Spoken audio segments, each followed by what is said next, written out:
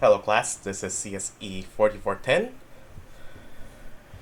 Chapter 9. So, for CSE-4410, Sections 1 and 2, Spring 2024, this is Week 13.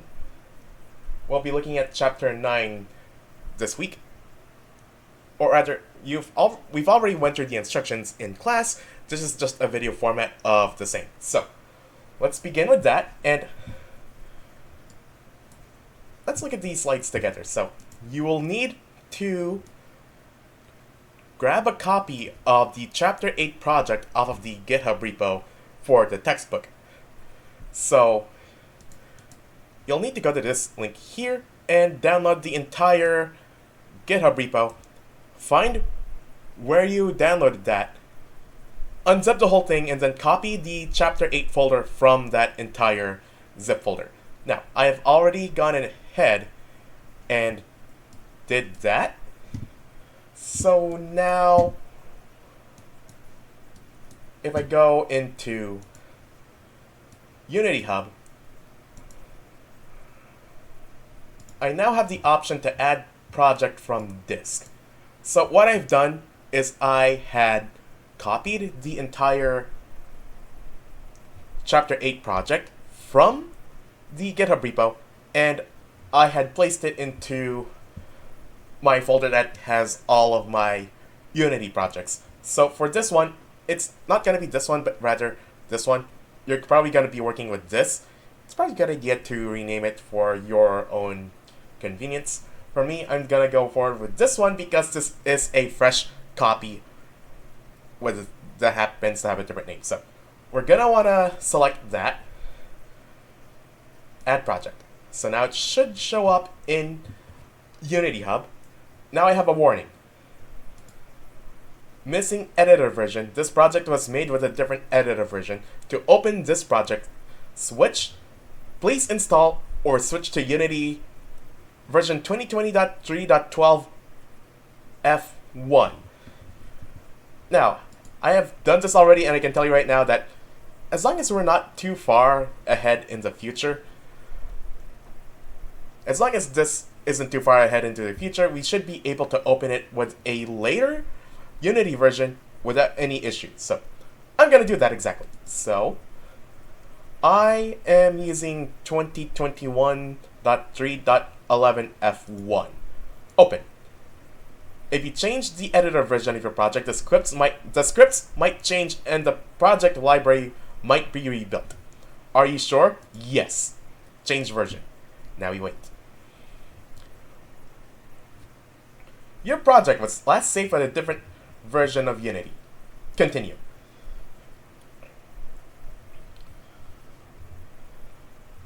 And now we wait.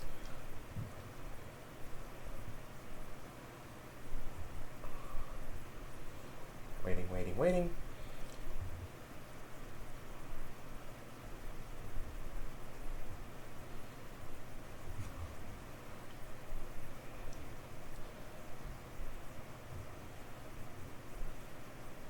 Now, while that's loading up, I will preface right now, you don't need to have the entire Chapter 8 instructions. No, you don't need to have the entire Chapter 8 project for this.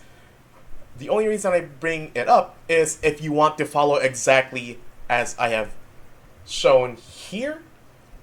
Otherwise, you can just adapt these instructions to whatever project you have. So, as you can see now, everything is missing. What's up with that? Well, we have a scene here. Let's just open it, and okay, now everything's there. So now we have our scene. Hold on. Okay, there we go. Let's play it.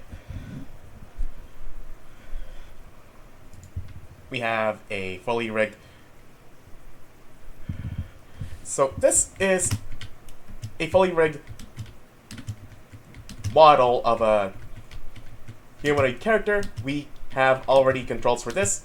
We never really talked about making a third-person game, but one of the considerations for that is it's kinda like having remember in the first-person game, we had the camera positioned where we had the player's eyes. Now they are more or less outside of the player and right behind the player's head. The thing is, we also need a few scripts for that, so if you want to look into making a first-person game, then you'll have to look into Chapter 8. I really wish we had the time to talk about this more in depth, but for now, I would like to talk more about how we can make this game here a bit more interactive. So, I'm gonna stop it here, and then I'll get back to recording in a little bit. Okay, so let's begin with adding.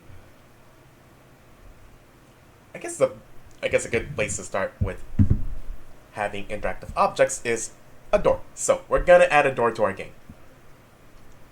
But once you have the code for a door, we can adapt it to anything we want. So let's just begin with a door. So let's go into our project and look for a doorway, like one of these, and then we're gonna put a cube to block the doorway, and then we're gonna start writing some code. So there's a few places in our scene that we can put doorways. Let's pick this one. So I'm going to create a whole new cube, 3D object, cube, door.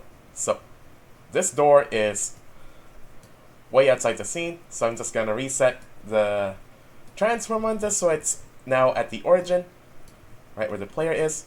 I'll just move this a little this way, and now I can start stretching the cube into. I can now start stretching this cube so that it forms a good sized door. So I'm gonna switch to the scale tool and then pull on these sizing handles until the cube itself more or less blocks the entire door. It's gonna block the passageway, and then we're gonna use that as our door. Perfect. Okay, now we need some code. So this already has a scripts folder, so we're just gonna throw in all of our new scripts into this. So this first script is going to be door open device. So we're naming this script door open device.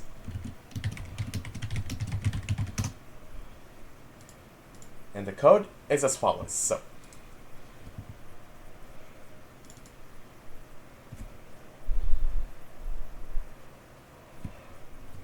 open up our script in Visual Studio, and now we start writing some code. Okay, let's get started. Now, first things first, we don't really need a start method or an update method, but we do need two fields. Serialized field, vector 3 dpos, and this is going to denote that this position is where the door is gonna be when the door is in its open state. So the easiest way for us to open the door is to just move it to the side.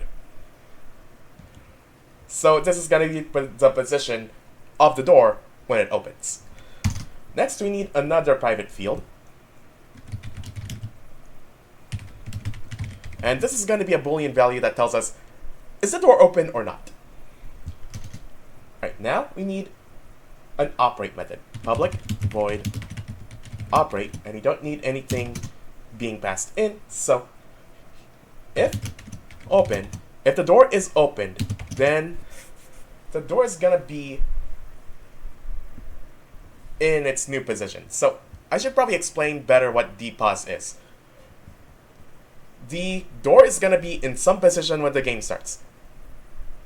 What dpos is how much are we going to move the door to the side? So for us to move the door, all we got to do is add dpos to the door's current position. And that's to open the door. if you want to close the door, then we have to subtract dpos from that position. So, vector 3 pos for position equals transform dot position minus dpos. And then we say transform dot position, not inverse transform point, transform dot position equals pos. So yeah, to be clear, dpos is the position of the door, dpos is how much are we going to move the door from its closed position to the open position. I had misstated that it's going to be the position of where the door is when it's open. No, it's actually it's a displacement. So think of it as a displacement. We are moving the door some amount to the side. And then that is to open the door. If you want to close the door, we move the door the same amount, but in reverse. So if I want to close the door, all I gotta write then is else. Copy paste the same code, except I flipped this sign here from minus to positive. So we're adding dpos to what is transform.position in this case? Well, that is going to be where the door is in its closed position. We're just going to add dpos to move it to its open position. And that's if we want to open the door. It's the reverse process if we want to close the door. Pretty simple, right? Finally, we need open equals not open. There. So now we have all the code needed to make our door work. Oops, there we go. So now all we gotta do is attach this to the door. There we go. Oh yeah, we need to figure out how much we need to move this door. So, see this red arrow? We can move the door. So this red arrow signifies movement along the x-axis, so I can just slide this door a little bit like this. So I need to do a little bit of math to figure out how much we need to move the door, but since we're moving it along one axis, I only have to consider the x position. So right now the door is at position 4.9 on the x-axis. If I move it this much, it's gonna be like, oh wait, that's the scale. It's 2.48 on the x-axis. So if I move it a little bit on the side, then that's going to be like 3.5. So for us to open the door, just enough for the player to get through, let's make dpos here. Say 1.2. There we go. And then we're done, right? Not quite. See, we have an operate method, but we need another script to call that method. Okay, so there is one other annoying thing about having to work with a project that we just pulled off the GitHub, and it's this warning here. Inconsistent line endings, some are Mac OS X and some are Windows. That means on Unix and Windows systems, the line endings are going to be different. So in Windows systems, there are actually 2 hidden characters for the end of line. In Unix systems, there's only 1 character. That's where the inconsistency is coming from. It's an easy fix it's an easy fix, but it is a little bit annoying to see though. So don't worry about that. And if Visual Studio asks you to normalize line endings, just do it anyway. Okay, so we have a door open device script, but we need another script that will call the operate method. So that script is going to be the device operator script. Oops. So let's go back to our project view and add a new script. New C# script. Device operator. We need to open this. Okay, there's that warning I was talking about. The line endings in the following file are not consistent. Normalize. Yeah, let's do it. There we go.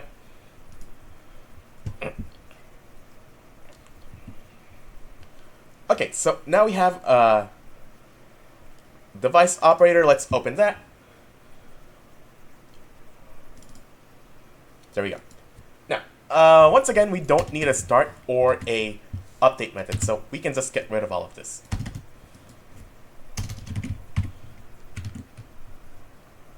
Actually, we do need an update method, but I'll get to putting that back in a little bit. We do need one field only, and that is, we are going to operate devices within a specific range of the player, and we get to define that range. So, public float radius equals, let's make it 1.5. There we go. Now let's put back that update method. There we go.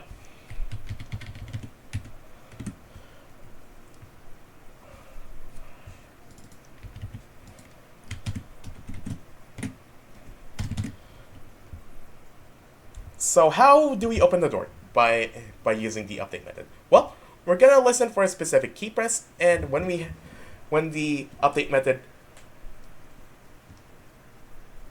Okay, let me explain this better. We're gonna press a key on the keyboard, and if that key is pressed, we're going to call the update method. Here's how it's gonna work. If input dot get key down. So this is just basic user input from the keyboard, key code dot c. Because we're already using the space for something else, we're gonna use C to operate a door. I'm gonna say this. Collider array hit colliders equals. And I'm gonna continue this on the next line. Physics dot overlap sphere transform dot position comma radius. So what's going on here? So this method, this physics.overlap sphere, it's gonna take the position of our player because we're gonna attach this to the player.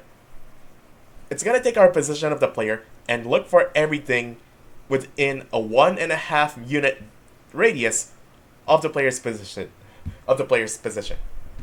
We are then going to run a for each loop. For each collider, lowercase c collider, and hit colliders. So for each of these colliders, we are going to send a message to each one, and that message is operate. Collider.send message operate. However, we need to pass in one more thing, and that is send message options dot don't require receiver. Okay, so what does this do? Okay, so the for each loop is straightforward. We are basically sending a message to every collider in our array of colliders here. However, if we just sent the message with only the operate as our only argument, what'll happen is this. We're gonna get a whole bunch of error messages about the message not being received. So by passing in send message options dot don't require receiver, we're basically hiding those error messages away. They're not really error messages, they are technically warning messages, but they do get annoying, so we're just gonna suppress those messages. So that way, when we execute this code, it's gonna try to call every object's operate method, even if it doesn't have one. And if it doesn't have one, then nothing bad is gonna happen. A more robust way to do this is to see whether those colliders have a door open device script on it. That is an alternative to what we're doing here, but it is something to keep in mind because this might not be the most robust way to do it. Okay. Let's try it out.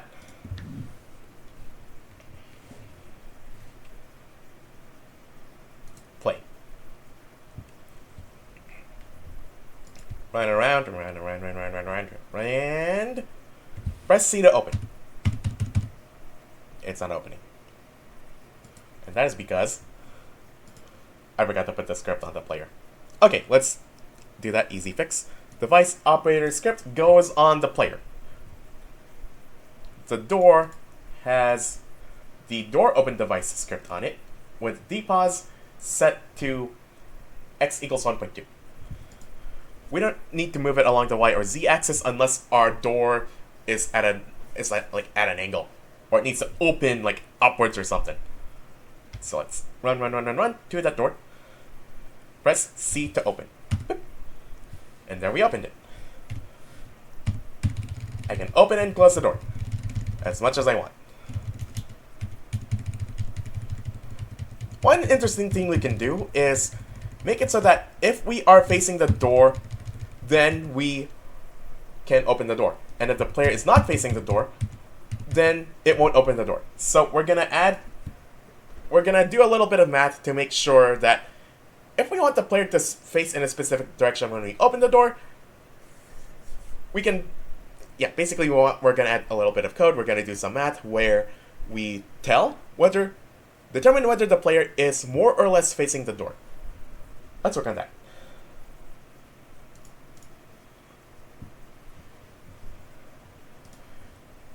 So we're going to go back to our device operator script.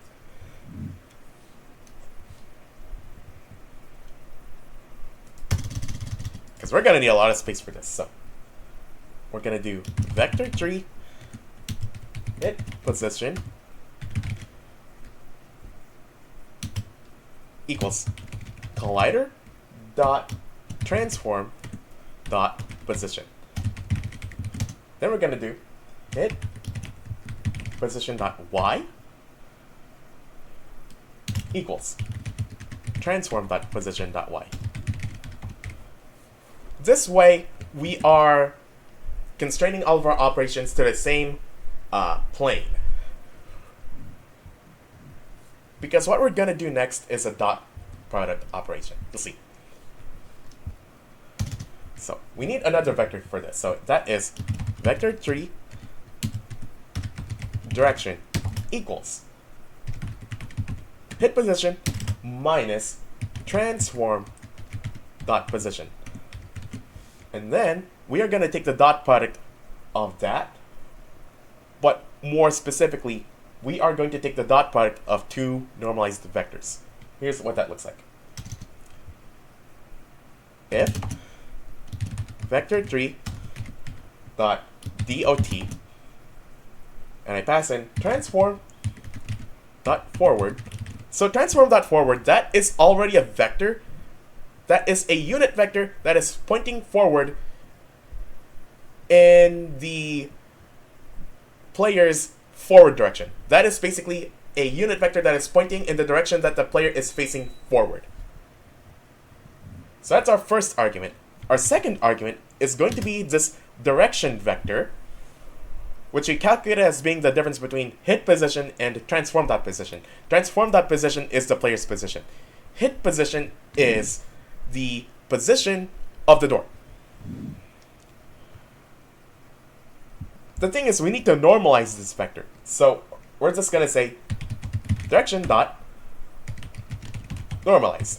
So something special happens when you take the dot product of two normalized vectors. And that is, the result will always be from -1 to +1. And what that tells us is, if the dot product is close to 1, then the two vectors are pointing in roughly the same direction. If the dot product is 0, then the two vectors are pointing perpendicularly to one another. And if it's -1, then the vectors are pointing in opposite directions of one another.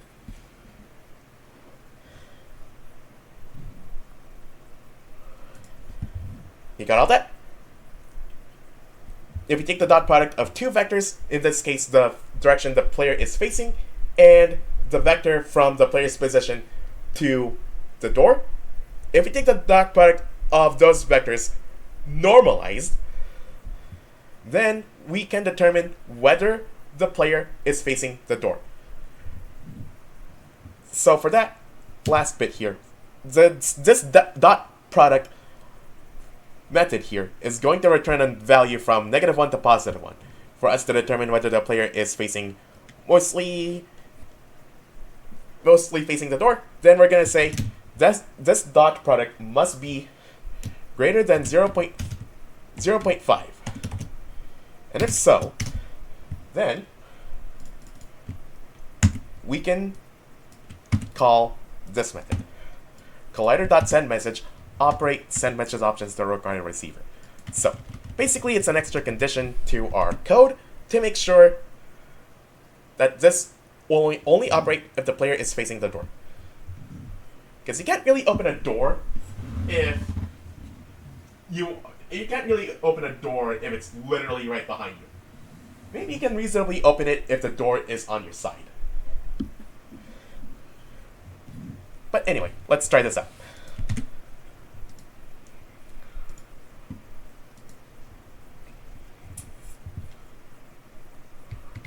Run.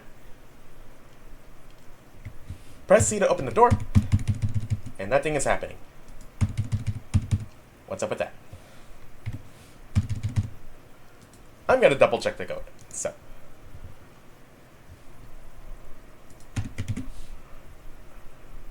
transform.forward and direction.normalize. Collider, send message, yada yada. Okay, vector tree hit position equals collider.transform.position, hit position.y, transform.position.y. Vector direction equals hit position minus transform.position.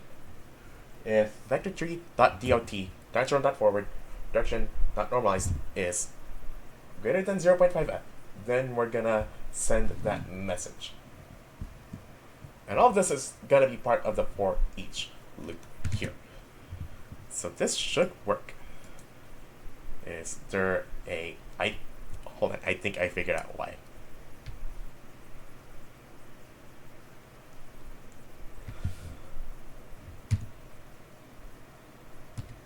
We were too far from the center of the door. So much so that if I tried to stand here, then I am no longer considered facing the door because the center of the door is actually way over here, and that's too far from the center for me to be considered facing the door. So that is an easy fix. All you just gotta do is reduce this value to maybe something like 0.2. That way we have a greater amount of tolerance for what should be considered facing the door. Let's try it again. Run. To the door.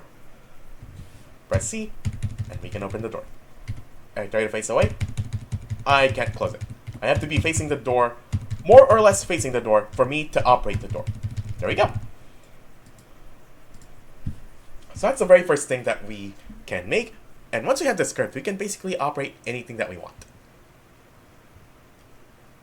Okay, here's gonna be another thing we can add, and this is more on the fun side. I'm going to make a new,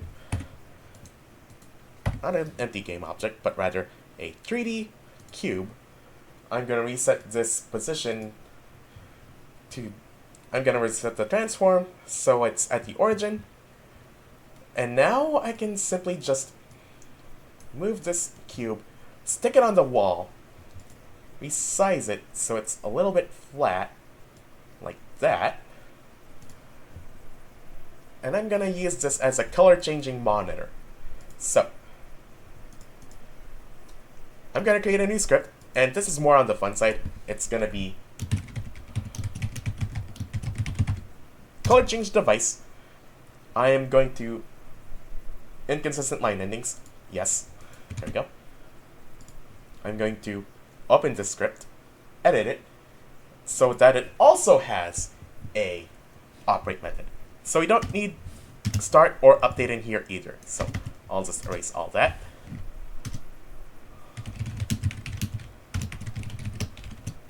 Operate method. What I'm going to do is I'm going to create a random color, and then I'm going to assign that color to that color changing monitor's renderer. So here's what that looks like. I'm gonna need to make 3 random numbers. So float rand red equals random dot range 0f1f. So in Unity, well, rather in a lot of art applications, in a lot of drawing applications, the colors are going to have a range from 0 to 355. In Unity, the colors are going to have a range from 0 to 1, and it's a floating point value between those two. Okay, so now we have a random red value. I'm going to duplicate this line by pressing Ctrl D twice. So now I can just rename these rand green, rand blue. So now I have a random red value, random green value, and random blue value. And now I'm going to say this. Get component renderer, or rather I'm just going to do this. I'm going to say renderer r equals get component renderer. And then I'm going to say r dot material dot color equals new color rand red, rand green, rand blue. There we go. So now if I run to that door, and I need to attach that script first. So I'm going to take this color changing script and attach it to this little cube sticking out the wall. Whoop. There we go. Run. Press C a couple times, and this device is changing color. Pretty neat, huh? We could use this as a sort of indicator light to show whether or not the player has already activated something. In that case, then we'd want to have that device have 2 states, much like the door. An unactivated state and an activated state. We would need to define 2 colors for that, unactivated and activated state. And then we would simply toggle between those 2 colors. Those 2 colors would have to then be a field that we can change in the inspector.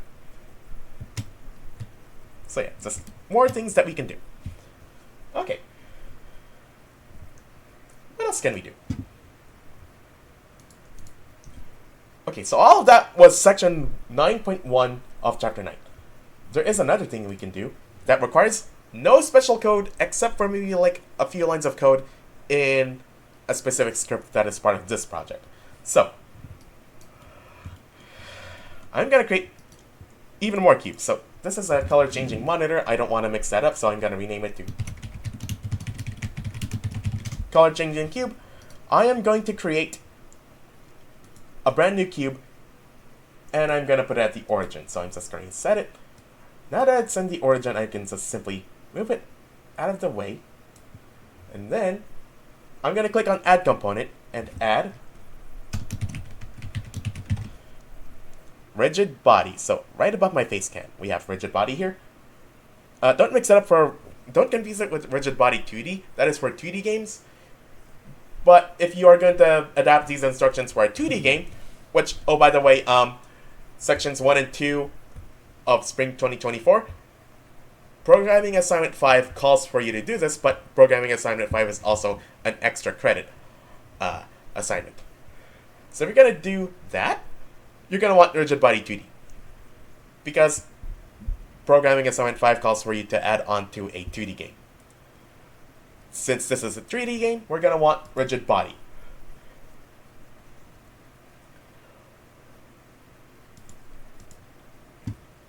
And that's basically it. We don't need any special code because all the physics is already handled by the physics engine portion of Unity itself. So what we can do now is duplicate this cube a whole bunch of times. Whoop. Duplicate the cube. There we go. And another one. And maybe one more. There we go. Now, we're almost done. We actually need a few more bits of code, but they are specifically going to go in the relative movement script. So, at the start of this entire script, we have a whole bunch of fields that are for player movement here. This is all covered in Chapter 8, so if you want more specifics, then I would recommend you read through that. Really, what we need to add here is public float push force equals 3.0f. And that's at the start of the script. Towards the end of the script, I am going to edit the on-controller collider hit method. So contact equals hit. I'm actually going to add a little bit more code after that. And that is rigid body equals hit.collider dot attached rigid body. If body does not equal null and body not body dot is kinematic, then body dot velocity equals hit dot move direction times push force. Basically, the player is going to have its own collider. If that collider is going to contact with something, then we're going to apply a force on what we just contacted. So it means if we try to run into those blocks, they're just going to be pushed over by our player. So let's check it out. This script was already a part of the player prefab here already. So run into the cubes, and now they're all knocked down. Nice. Okay. So our next step is to. Okay, so that required no special code except for the little bit of code that is specific for the player movement script. Our next step is making an automatic door. So I'm going to need a copy of the door that we made from before. So I'm going to press Ctrl D to duplicate the door. And then I'm going to move the door to this spot here. So now we have another door.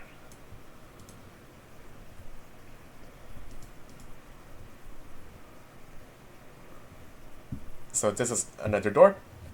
If we want to make an automatic door, we need a trigger area. So think about those automatic doors you see at grocery stores, for example. There is a little scanner up top, or in some cases there might be a pressure plate on the ground. Either way, if you're within the scanning, if it's in the case of the scanner that's right above the door, if you are within range of that scanner, that's going to send a signal to open the door. We want to simulate that by adding another cube. I'm going to name it trigger area. I'm going to reset the position of this cube to be the origin. So now I can just move this cube into position. I'm going to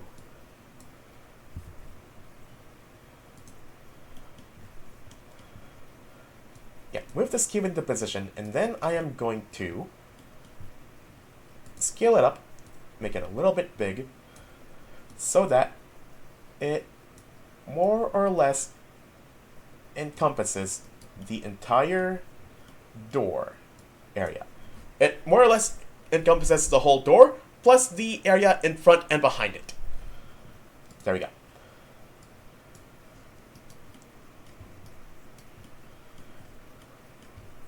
So this cube already has a box collider by default. There is a checkbox in here called is trigger. Click that. Okay, we're almost done. Well, not done yet, but we're almost done with the setting up things in the inspector. So the last thing we need to set is, so in Unity there is a system of layers where we can assign game objects to specific layers. For our purposes, we are going to have the trigger area to be on the ignore raycast layer. Remember when you were doing the chapter 3 project? We were doing raycasts to determine whether there was something in front of the player, or in the case of the enemy, something in front of the enemy. And trigger areas should not be considered things that we can sense in front of us. Like, imagine how weird it would be if we could see the beam from those overhead door sensors. That'd be weird. But it's not unheard of because if you had the right camera, you could actually see where that beam is. But whatever. So we have this, and my point is, this should be invisible, not just to our raycasts, but also to the player. However, we are in a state of playtesting, so we need it to be visible anyway. So we're just gonna split the difference and make this trigger area we're gonna make for the trigger area a transparent material. So that's easy enough to do. I am going to create a new material.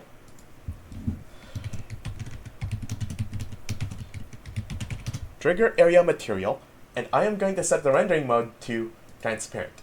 And then I'm just gonna pick a nice and obvious greenish color, so maybe like this, and then I'm just gonna take this alpha value and take it all the way down, but not all the way down to 0. So that way, we know it's transparent when we see this little checkerboard in here. That's the standard for transparencies. That's the standard for transparent pixels, by the way. So now we can just simply drag and drop this onto our trigger area here. And now we can see where we need to stand for the door to open. In a fully built game, this should be invisible. So we can simulate that by just simply doing this.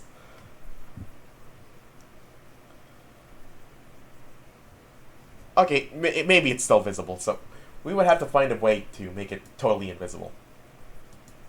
So maybe not that. Or maybe that.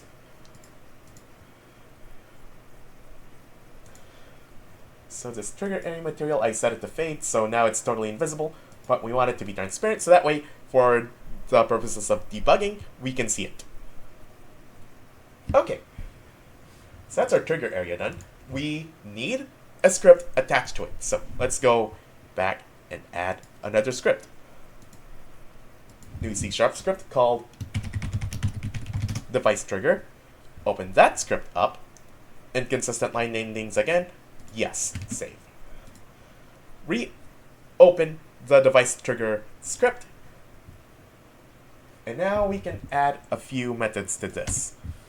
Now, we don't need a start or update method. What we do need is this. Serialized field, game object,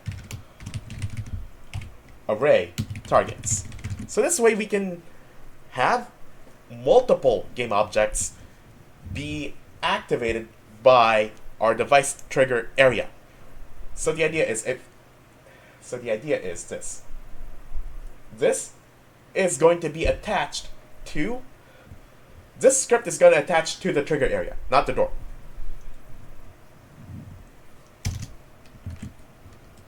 We're going to add two methods to this. OnTriggerEnter and OnTriggerExit. And we're going to add a for loop to each, but they're nearly identical. For each, game object target in targets, and by target I mean this collection of targets here. For each target in this collection of targets, we are going to send a message, target, dot send message activate. And this is for on trigger enter. For on trigger exit, it is the same exact code except the message is deactivate. We can be a bit more robust with this as well, by the way, because there is nothing about this code that is stopping us from having this trigger area activate for anything that isn't the player. What I mean is this. See these cubes? If I just shoved one of these cubes into the trigger area, then what will happen is it will also operate the door. So if we wanted to filter out what game objects we want to have operate the trigger area, then we need to do this extra step. I have the player selected, and there is a tag option here. I am going to pick player. So now we can do this in code. So let me just save this and bring up Visual Studio. I can add an extra condition where if the game object's tag is player, then we're going to execute the for each loop. If other.gameObject.tag equals player, then we can execute the for loop.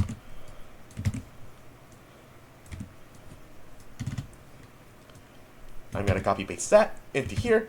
Let's change the message to deactivate. There we go.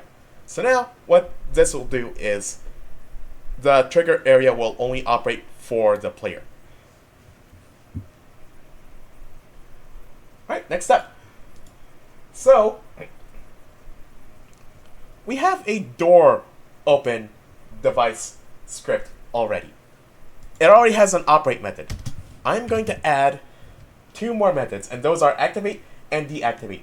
And their code is also nearly identical. So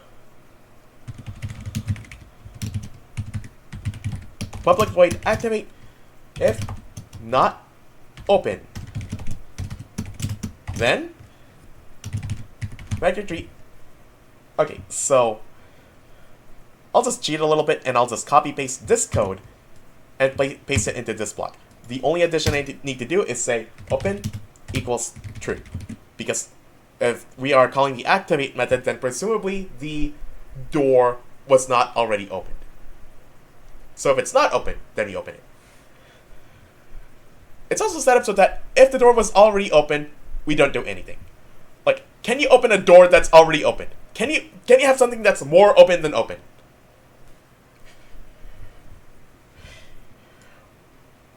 Let's duplicate this method here. So now we have activate and now deactivate. So if open, then we're going to do the reverse operation. So we are going to replace that plus sign with a minus sign and then say open equals false. We're almost done. So this trigger area has no device triggers script attached. Let's attach that first. Drag and drop. There we go. We have a list of targets, but it's empty. So I'm going to add one element to that list, and that is going to be for our door. So this is the door that we're going to open with the trigger area. It's basically an automatic door, as I said. So drag and drop the door into this slot, and onto this script. We already have the trigger area. So now, what I should do is run into the door. And now, if I enter the trigger area, the door opens. Enter again, the door opens. I added that extra code so that random game objects like these blocks will not trigger the door. But if you wanted a puzzle game, then maybe you want specific game objects to trigger the door. In that case, what you can do is you can define your own tags. So you can sort by what tag a game object has.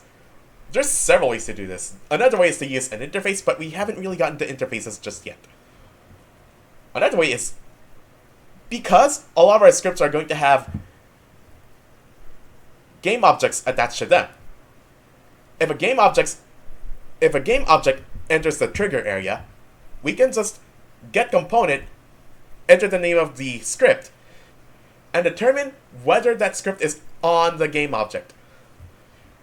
And if it is, then that method, that get component method, will not return null. And if that's the case, then we know that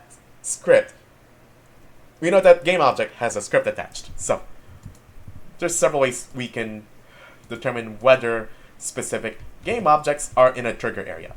I have it set up so that even if I force this cube in here, it is not going to trigger the door to open. But the player, can open the door by just walking into the trigger area. There we go. Automatic doors. Nice.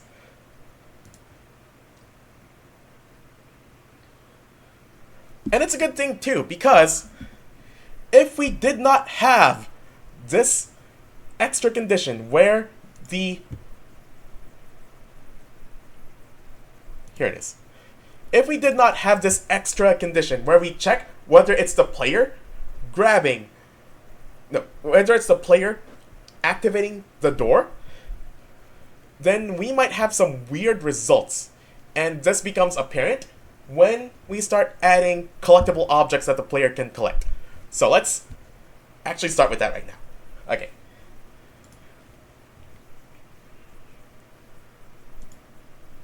So this is section 9.2.3. I am going to create a sphere.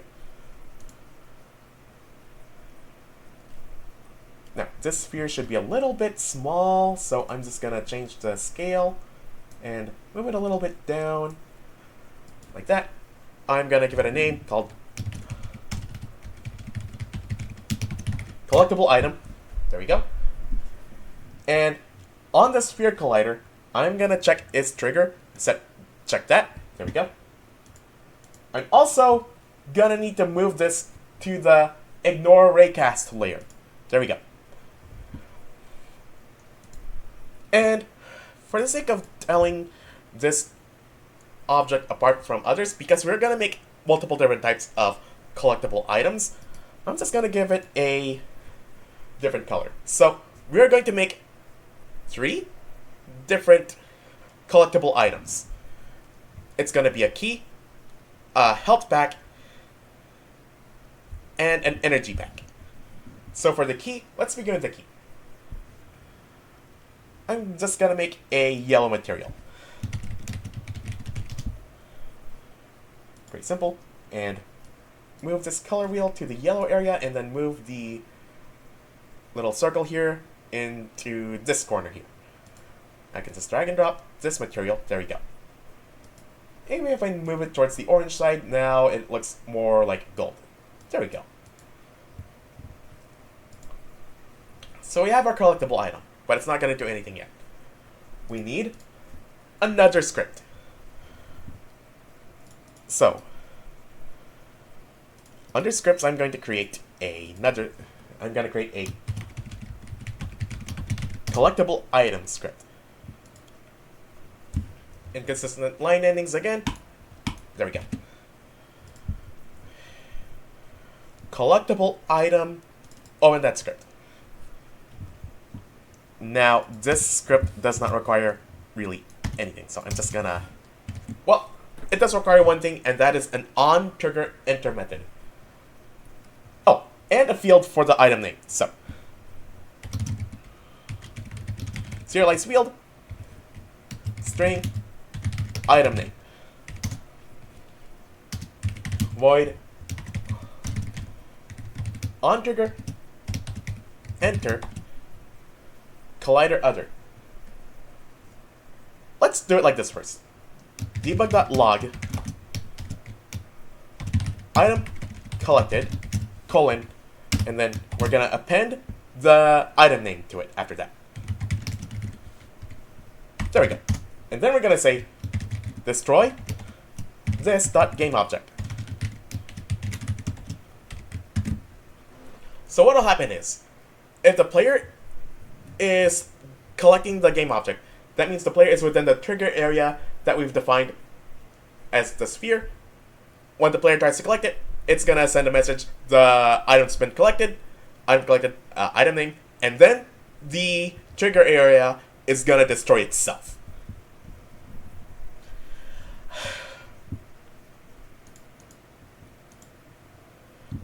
Be sure to use this .gameObject, even though Visual Studio says you can just say GameObject. Because this keyword by itself just refers to the instance of the script.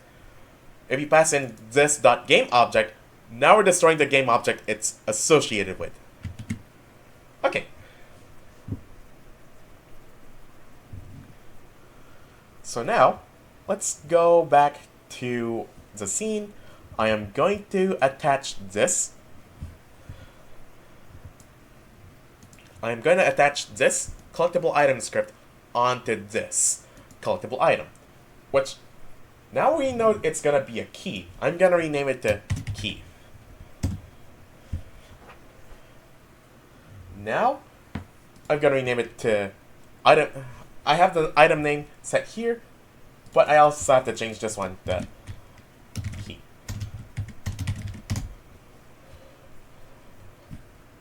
S3 is not a key, but that's because we are kind of sort of whiteboxing this one too. Ideally, you would have 3D models or maybe sprites for your different game objects that you want to collect. For now, we are just using spheres, colored spheres as placeholders. So, in that case, let's complete this out. So, I'm going to create another material. Health material. I'm going to make this one red. And I'm going to create a new material again. This is going to be energy material. I'm going to make this one blue.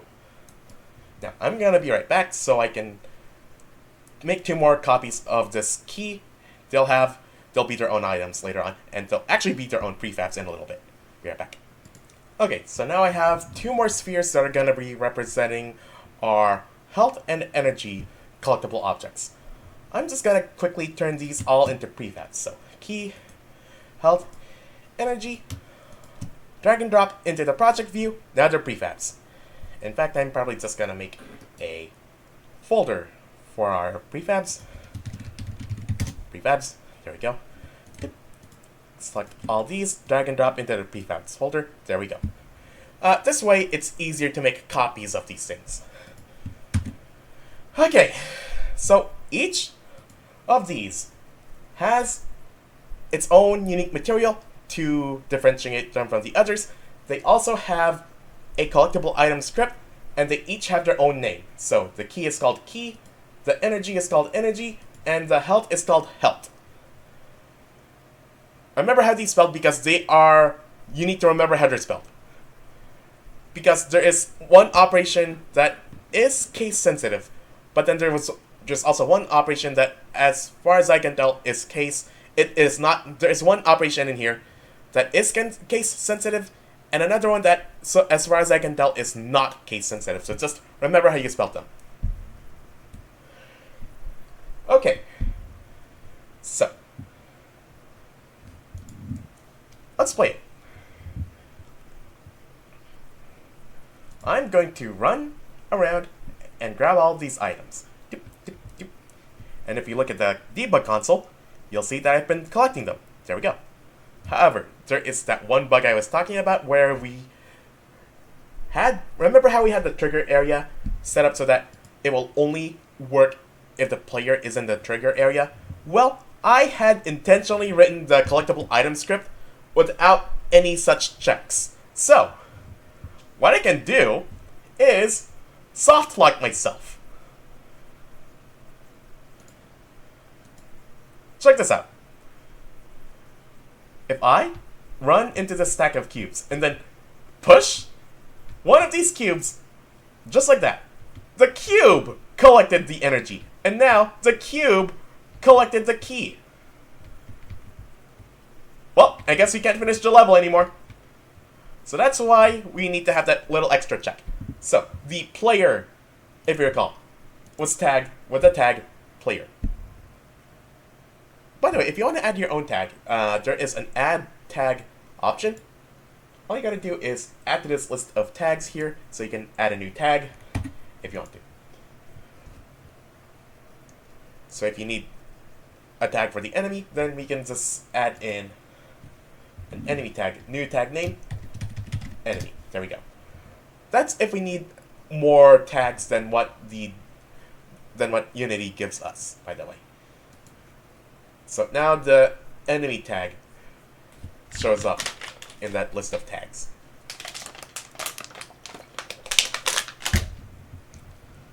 Okay, so let's implement that fix that we had on the trigger area. So now, if other.gameObject.tag equals player, I'll copy that, paste that in. Oh, by the way, if we want the door to work on more than just the player, then all we gotta do is add an extra condition. So say it is a competitive game, so it's player versus AI, and you have other.gameObject.tag equals player, but you want this collectible item to be collectible also by the enemy.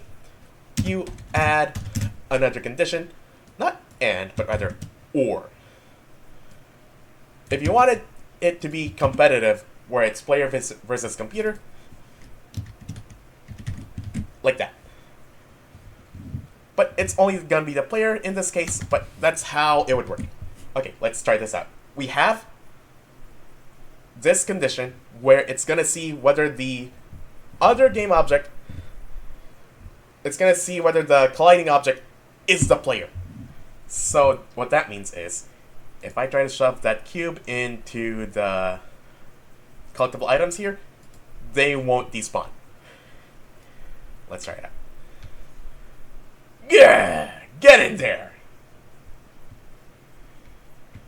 And no, the energy is still there.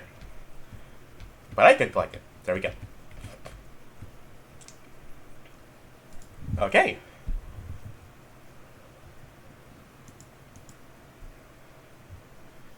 So at this point, it's gonna get a little more technical. So I'm just gonna put the slides up here now. Okay, so now this is section 9.3. So far we've been looking at sections 9.1 and 9.2. Pretty simple. 9.3 and 9.4 is when it starts to get a bit serious. So we have added items that disappear when the player touches them. Okay, so there are actually two steps for these collectible items. The first step is having the game object disappear when the player touches it. That's step one. Step two is what happens after that. And that is, we need that item to go into the player's inventory. For that, we need something called MVC architecture. Now, is this necessary? I'll get to that in a little bit. But basically, it's an architecture that we can use to manage inventory and game state. So, MVC architecture is Model View Controller. And there are three things. The model, that represents the data of the application. For our case, that's going to be the player state. The view, that's the user interface. Its only job is to receive input from the player and display output as, for example, an indicator in some inventory slot. And then there's the controller, the middleman between the model and the view. The view receives input. The view receives user input and then feeds that information to the model through the controller. The model then sends output through the controller back to the view. So this is MVC. Why isn't it MCV? I don't know. So, MVC has a few key points about this. And one of them is called separation of concerns. MVC separates different aspects of an application. This makes it easier to maintain and extend. So how are we going to do this? Well, it's simple. We are going to separate certain functionalities of the game. We're going to separate them into small managers, and those managers are only in charge of one thing. So eventually we're going to have a player manager that manages only the player's health. We also have, or we're going to have, an inventory manager, and that's only going to manage the player's inventory. So I guess it's convenient that I have a little train set here. If you imagine each train car as being its own, imagine each train car as being its own individual manager, and the locomotive being the manager of managers. We can add anything we want to the manager of managers. We can add anything we want, as long as each manager is only concerned about its one thing. So, once again, if you think of the manager of managers as being this little steam locomotive, then the individual train cars are going to be their own separate managers. They are separate. We can connect them, and we can connect them all we want. What matters is they all get coupled to the big train here.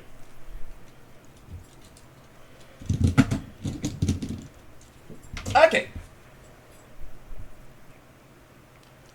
I guess the question now is this necessary? It depends. Well, for a very simple game, this is basically overkill. Like a simple puzzle game, like the memory game that we made like way early in the course, MVC is overkill. However, for a game with lots of different items, then yeah, this might become necessary. Role-playing games, for example, they have high data management needs. These are the kinds of games that have lots of unique items. So yeah, you will need inventory management for that. Similarly, in such games, it is possible, or I should say likely, that those are the kinds of games that would not use strings as item names. Because sometimes two things will have the same name. In that case, you're going to want to use item IDs instead. Just throwing it out. That's just throwing it out there. In games where there are like hundreds, thousands, maybe tens of thousands of items, you don't want to go by the name of the item. You want to go by item ID. Okay, as I said, we need a player manager, we need an inventory manager, and we need a manager of managers.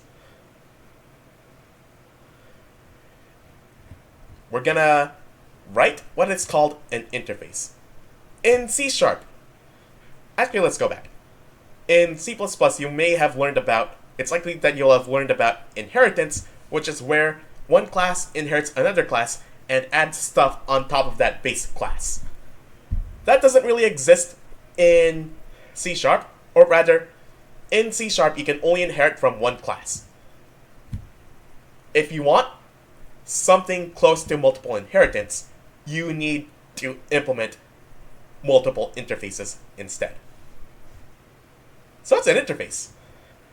Think of it as a blueprint, or I like to think of it as a contract. So you sign this contract and you are required to have this public method and this public property.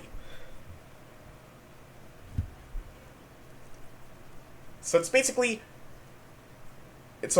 tells the programmer, you must have these things. But it doesn't tell you how to implement them. Also, by convention, interfaces in C# always start with a capital I. So let's consider this simple example here. We have an animal interface iAnimal, and it has a single method, animal sound. So there is no body to this method here. And yes, I did ask Bing's generative AI thing to help me out with here. So, we have an I-animal interface. We can implement it as, say, part of a pig class. Here is where we write the body of the animal sound method. The pig says, wee wee. For me, it's oink oink. Depends on the language. If we had another class called cat that also implements I-animal, then we would implement the animal sound method differently for the cat. The cat goes meow. Like, I don't know, that cat over there?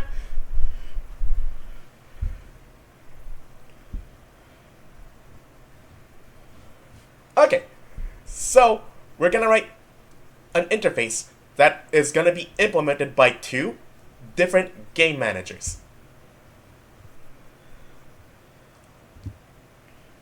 So, let's start with the game manager interface.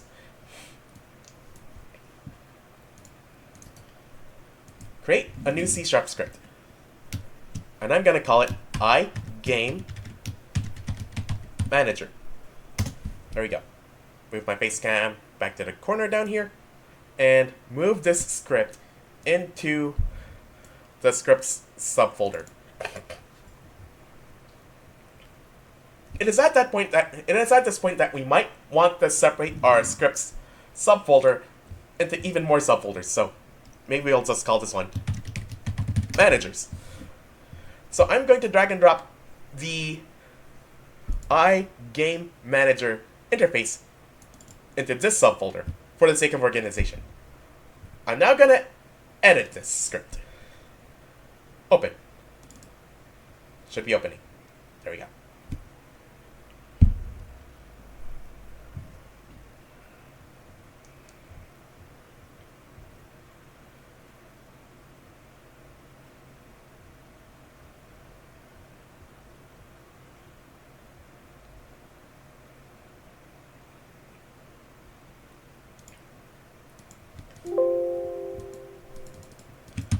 Several inconsistent. Okay. I'm just gonna save all this and close that. And now I am going to edit. I'm gonna add to the iGame Manager script here. So here's the thing. It is an interface, not a class. So we don't need the class keyword. We need the interface keyword. But because of that, we cannot inherit from mono behavior anymore. In fact, we probably don't even need this boilerplate code up here either, so I can just erase that. So I'm going to add two things here. Manager status, get.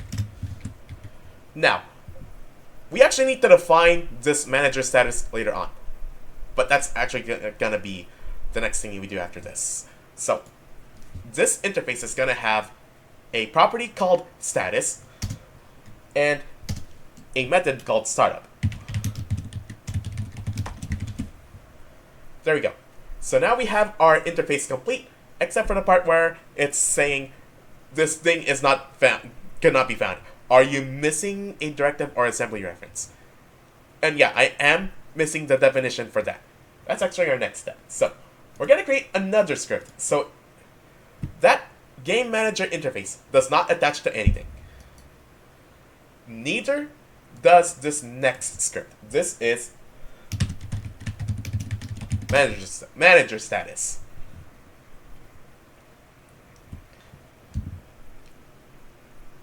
Come on. Open. So I'm just going to erase everything here. So all this is going to be an enum. Public enum manager status. And the three values we have are shutdown, initializing, and started. And that's it. That also fixes the error in here. So now this interface knows what manager status is. Okay. Now we can write our game managers. So we're gonna write 3 managers, as I said. The first one is going to be our inventory manager. So make a new script again. Create new C# script. Inventory manager.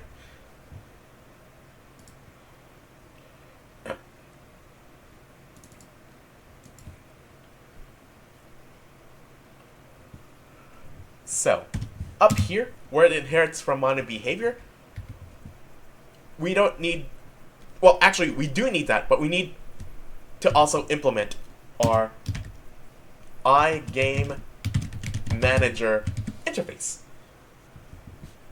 Okay, we need nothing in here, so we don't need an update method, we don't need a start method. All we need to do, at the absolute least, is to implement status and startup. That's it. So let's do that. Public manager status, and it called for a getter, but we can have a private setter. So I'm gonna say get private set, and that's it. Now all we have left, if you hover over this text, if you are using Visual Studio and you hover over the red squiggly underlined text, it'll tell you what's wrong.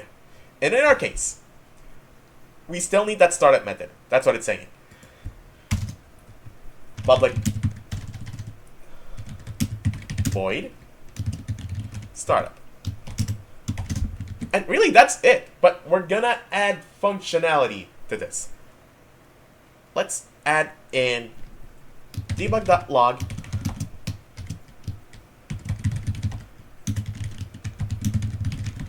inventory manager starting. So this startup method, when it starts, it's gonna say inventory manager starting. We're gonna have a lot more code here later on, but after all of that, we can simply say status equals manager status dot started. So there we go. We're gonna flesh out this script later on. So that's our inventory manager.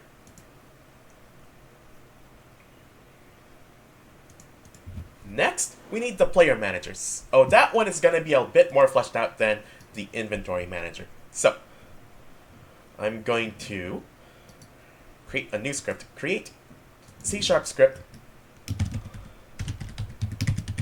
player manager. Inconsistent line endings again. There we go.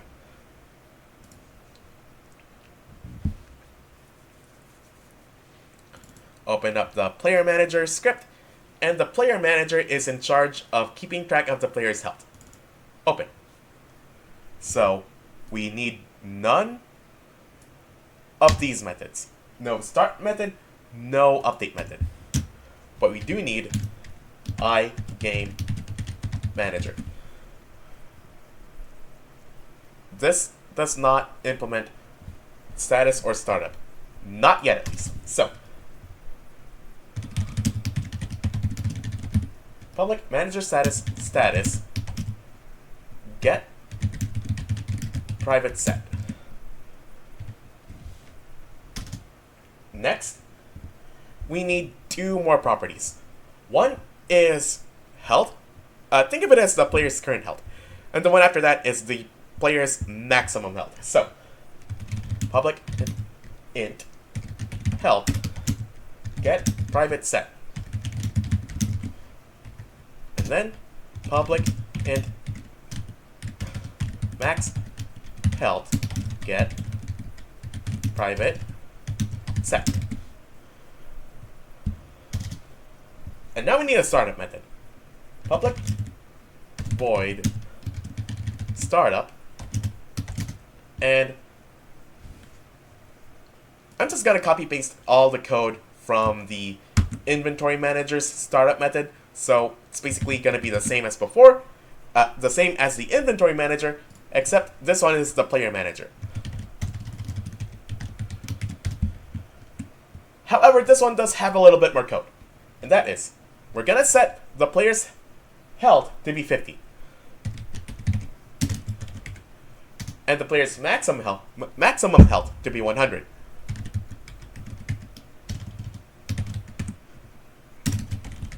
So the player starts out with 50 out of 100 health. And that's enough to start up the startup manager.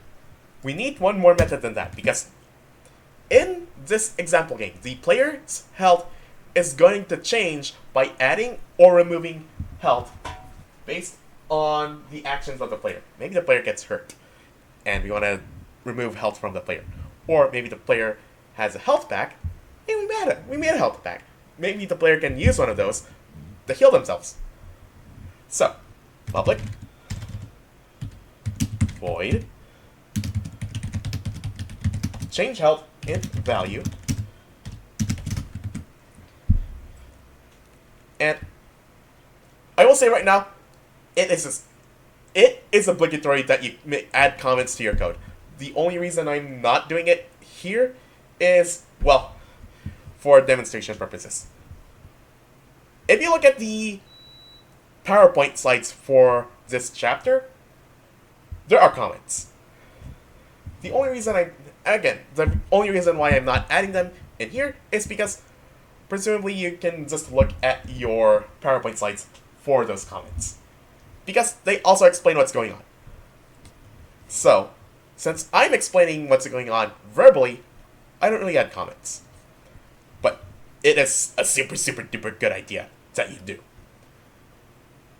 So, we are going to add health to the player. So, health plus equals value. But we're not done yet. We want to make sure that this health value does not exceed the player's maximum health, and it doesn't go into the negatives either. So, I'm just going to do something really simple here. The textbook does it in a rather long way. I'm going to do it the short way. So that is mathf.clamp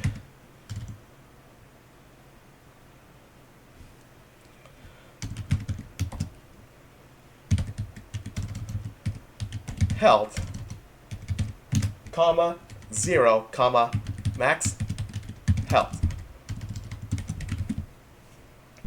However, this is a method that returns a value. So what I'm going to do is I'm going to say health equals mathf.clamp health 0 max health. So this way, we don't exceed the max health and we don't end up going into negative health values. That's actually an error in the PowerPoint slides, by the way. The mathf.clamp should be on the right-hand side of an assignment operation. So the line of code should look like this. It shouldn't just be this by itself. Okay, once we change the player's health, we can simply just print it to the debug console. So debug.log and $ quotation marks health, colon, and in curly brackets, health, over, in curly brackets, x health. There we go. So now we can print out the player's current health in the debug console. Later on, this is going to be a UI. Though that aspect is not specifically covered in this chapter. You can imagine that we have a UI where if we place down health packets around the level and the player grabs them and the player uses them, then the player's health will increase. Okay. So we have our player manager, we have our inventory manager. Now we need the manager of managers. So let's go back to the project view, add another script. So it's called managers, plural. Open that script so we can edit it.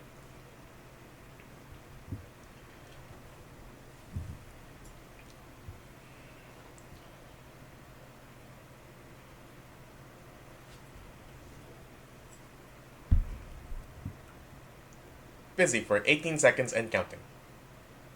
There we go. It's opening. Okay, inconsistent line endings, I'll change that and close that. Okay, here, that is not our player manager. That is not our manager of managers. Come on, load. Okay, I'll just close all of that and open it properly.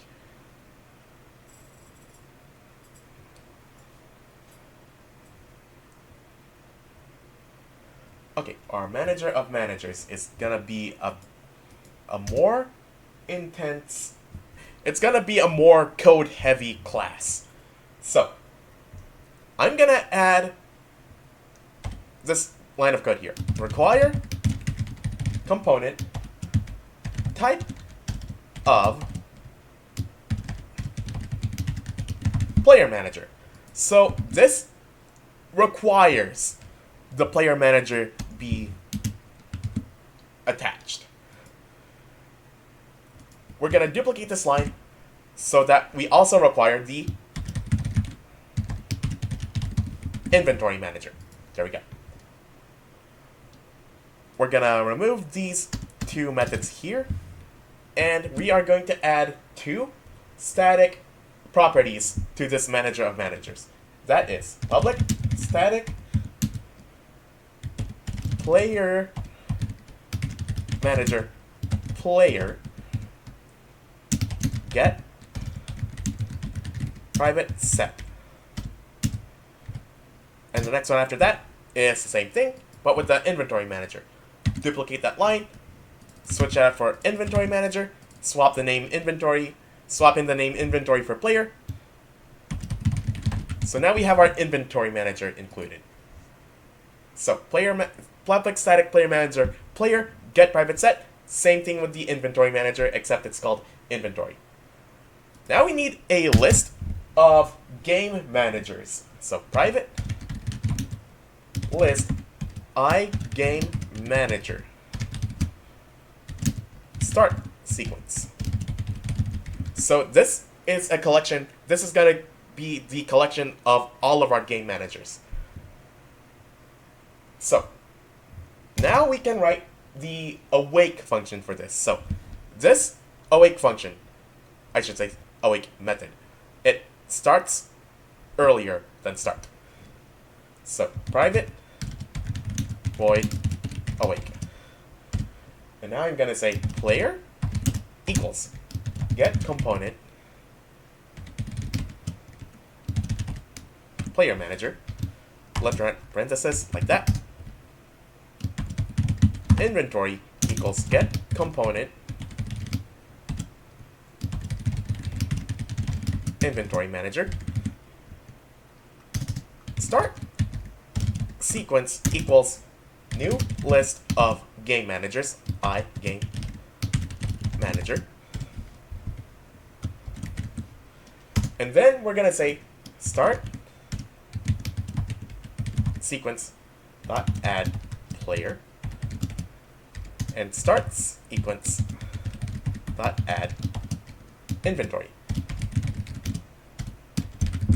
So we can add these two different things to this list of game managers because both of these implement from the game manager interface. So this, all of this that I've written so far, this is legal code. After that, I'm going to add this line. Start coroutine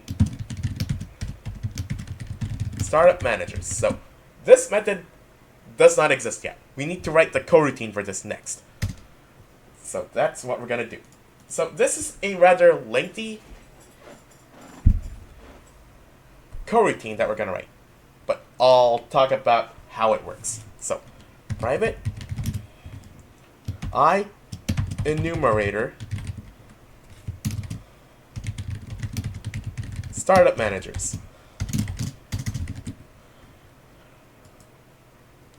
We are going to go through our entire list of game managers and call their startup methods one by one. For each iGame manager in start sequence.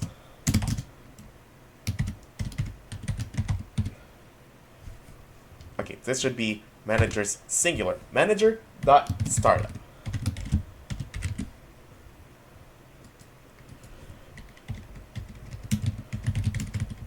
Yield return null. Next, I'm gonna say int num modules equals start sequence dot count. So this is gonna get us the number of managers in our startup sequence. Next is int num ready equals 0. So this is gonna get us the number of managers that are ready. Next, we're going to add in a while loop. While num ready is less than num modules.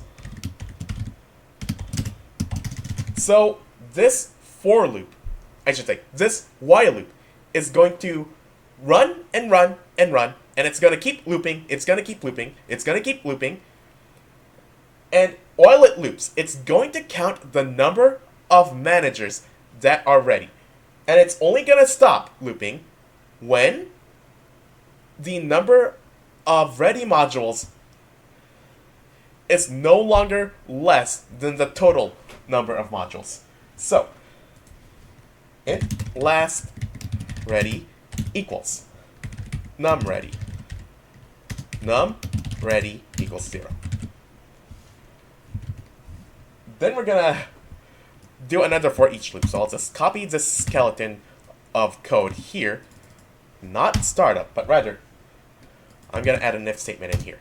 If manager status dot manager.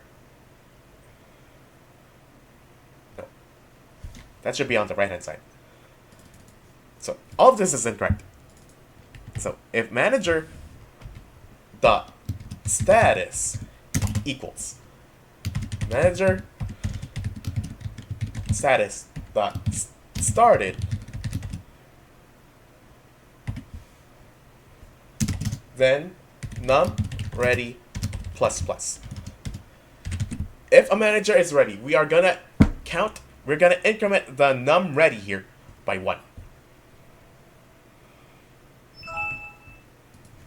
That should be double equals. Okay, next. If num ready is greater than last ready. So what this means is, if since the last time we executed this while loop, another manager is ready, what we're gonna do is we're gonna print that to the debug console. So debug.log $ quotation marks progress colon and then this in curly brackets num ready and then num modules. So this is going to report the modules, the number of modules that are ready out of the total number of modules. Then we're going to pause one more time by saying yield return no. And then after all of that, we're going to say, okay, so it's going to start at each manager one by one, and then it's going to enter a while loop where it's going to check on every manager. Hey, are you ready yet? Are you ready yet? Yes. Are you ready yet? No? Okay. I'll keep track of all of that, and then I'm going to loop again. Are you ready now? Yes? Okay. Are you ready now? Yes. Okay. Okay. Looks like everyone's started up. And now I can then say, once we exit the while loop, once you stop executing the while loop, I should say, we're going to then say debug log all managers started up. Whew! That is a lot of code. It's about 50-ish lines of code. Okay, so now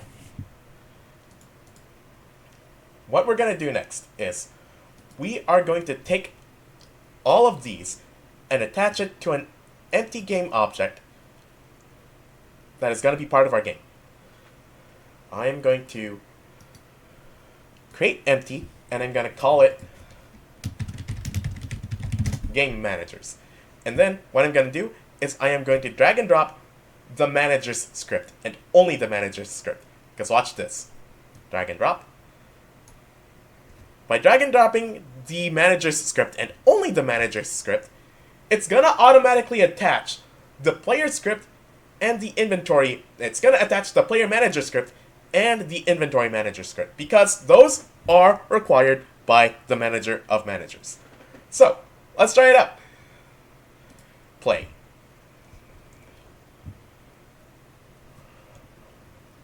So, nothing really changed with anything else that we have already added. What we will see in the debug console is all of that. The inventory manager starting up, the player manager starting up, and the manager of managers reporting that all of the managers have successfully started up. Here, here, here, and here. Here, here, and here. Those are just me collecting all the items that were already part of the level. Okay. So now we have all the managers set up. Now we can write code that will have the player collect these items, and then they go into the player's inventory. So I'm going to stop it right here, and then we're going to get to that soon enough. So it turns out this is going to be a rather long video, which kind of makes sense given that the in-person session for this was done, it spent like 4 days, 3 or 4 days. So it's going to be a long video. But hopefully it'll be worth it in the end. Okay. Now we need an appropriate data structure with which we can store information about the items that we have in our game. Okay, so we're going to go through 2 data structures. Let's begin with the first one that the book tells us to work with, and that is a list. So we're going to edit our, not that one. We need to edit our inventory manager. So let's open that up. Project, inventory manager. There we are. Okay.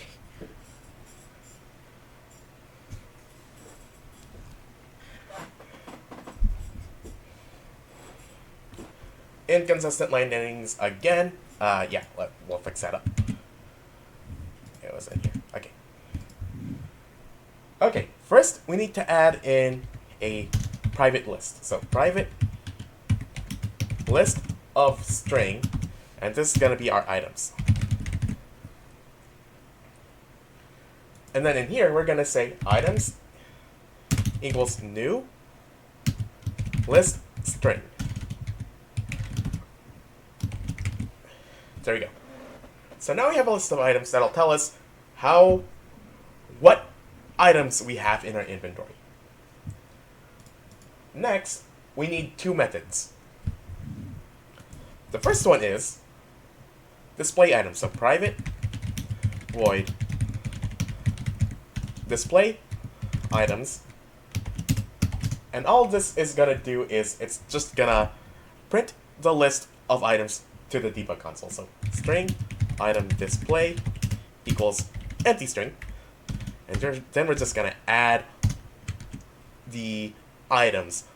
We're going to concatenate item names onto this. So for each string item in items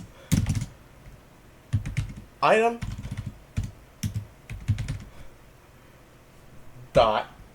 item display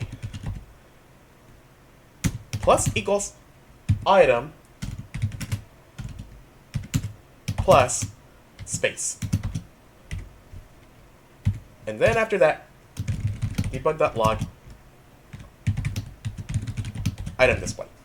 So that is our display items method. Now we need an add item method. So public void add item string name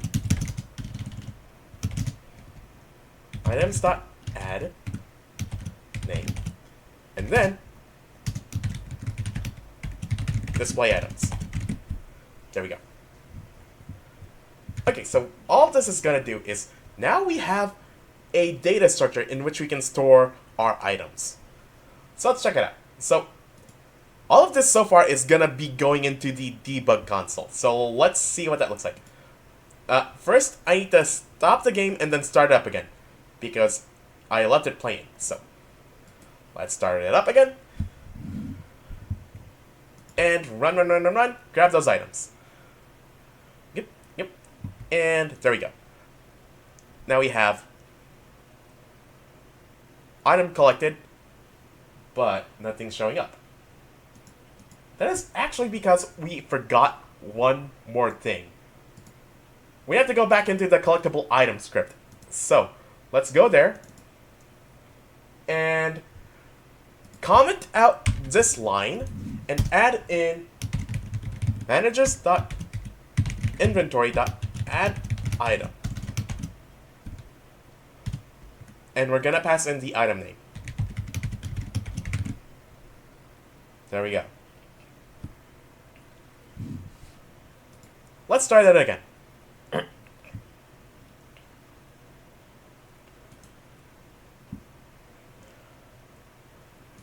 Run. Grab. And now we have this showing up in the debug console. I'm gonna uncollapse all of this so it's a little bit easier to see chronologically. So first we had the energy, and then we collected the key, and then we collected the health. Nice! Now we have a means of keeping track of what items we have in our inventory. Though there is a slight problem with using a list. And I'm gonna demonstrate that by making duplicates of these. So Control D to make duplicates, move these around. Control D to make more duplicates, move these around. Save. And now I'm gonna run around again. Run. Grab the items, and you see what's going on in the debug console.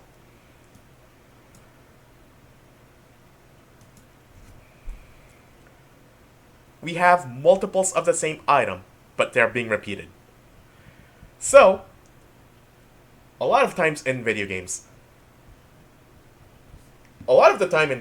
you have what is called item stacking, where multiple instances of the same item all take up one inventory slot. So you can imagine if we had an inventory grid that went along with this, each instance of the same item takes up one inventory slot each. Now, depending on the game, this can be a good thing. This encourages inventory management on the player's end. But maybe you want a more simpler game than that, so you would implement a means of item stacking. So, if we want item stacking, then it turns out a list is not the data structure we want to go with. Instead, we want something that's called a dictionary. So a dictionary is a data structure in all sorts of programming languages, and they go by different names. In C++, it's called a map, and behind the scenes, a C++ map is a set data structure, which is basically a binary tree. And the data for that set, it's a key-value pair. So we are associating a key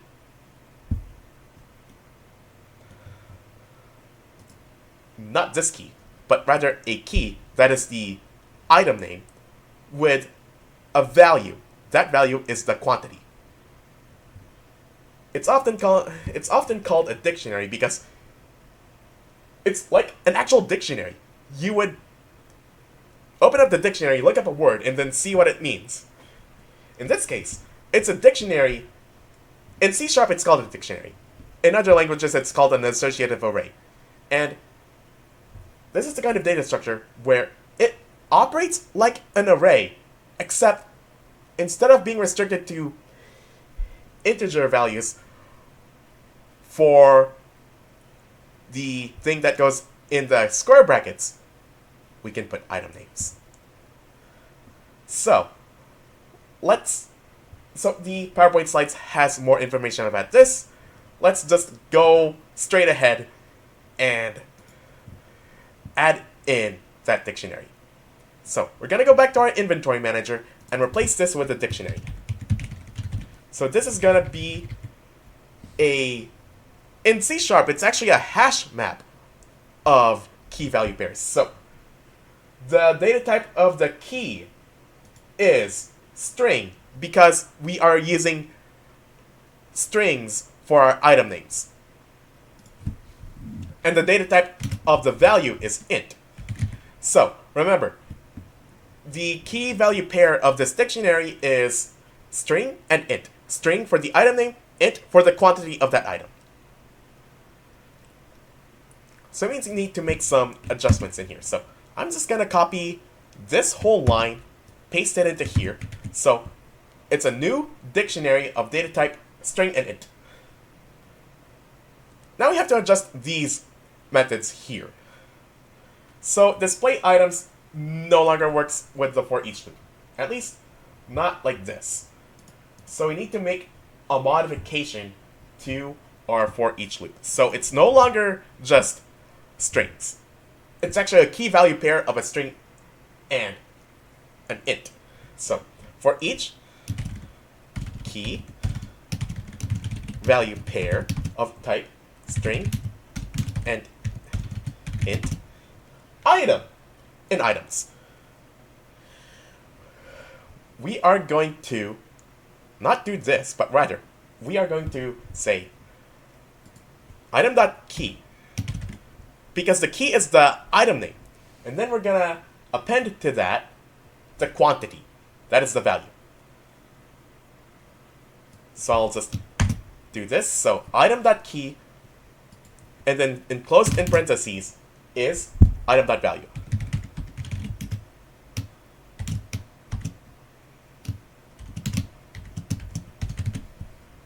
There we go. And that extra space is so that we have a space between each entry in our display items list of things. I guess it's no longer a list anymore, it's a dictionary. Okay, so for the add item method, we can't just say items.add anymore. Instead, we say if, we need an if statement for this now, so if items.contains key and in parentheses name. So first we gotta make sure that we have an entry in our dictionary for that item already. If we do, then we're gonna say items name plus equals 1. Else items name equals 1. And then we can just get rid of this line here, because that's when we had, that only worked for the list, and we're using a dictionary now. Let's try it out. Save that. And now, let's run around and collect everything again. Run. Yep. And there we go. Now, we have, in the debug console, not only a listing of everything we have, but their quantities. So we have 3 energy, we have 3 health, and we have 1 key. Nice. So all of that is 9.3. 9.4, we're going to add the view for our MVC architecture here. So we had the model, that is the player state. We have the controller, that was the middleman. Now we are missing the view, that is the UI. So back in chapter 9, no, chapter 7 I mean, this is chapter 9. Back in chapter 7, we went through the process of adding a UI in retained mode. We're going to add a UI to this, but it's going to be in immediate mode, and that is because immediate mode has the advantage of making a UI rather quickly. So, For that, we're gonna need to add a few more methods to the inventory manager. And those methods are public list string get item list. So this method is going to get a listing of all the items we have in our inventory. Not their quantities, only the items themselves. Or rather, a listing of every unique item that we have. Do we have eggs in the fridge? Yeah, we do. I don't care how many. But maybe you do care how many eggs in the fridge if you need a specific quantity of eggs to cook with. In that case, we need another method for getting the item count. So I'll just write the skeleton of that code really quick. Public int get item count string name. And we are going to flesh this out after we flesh out get item list. So let's start with that. List string lowercase l list equals new list string, and then we pass into the constructor here items.keys, and then we return this list. And that's it. So now we have a method that will give us an inventory of our inventory. In that, we have a list of everything that we have, but not their individual quantities. Next, we're gonna work on get item count, which gives us the quantity for a specific item in our inventory. So we have eggs in the fridge, but we also have milk in the fridge, and we also have flour in the cabinet. How much of what though? So we need to call get item count to get the quantity of eggs in the fridge. Okay. And this is pretty simple. So if...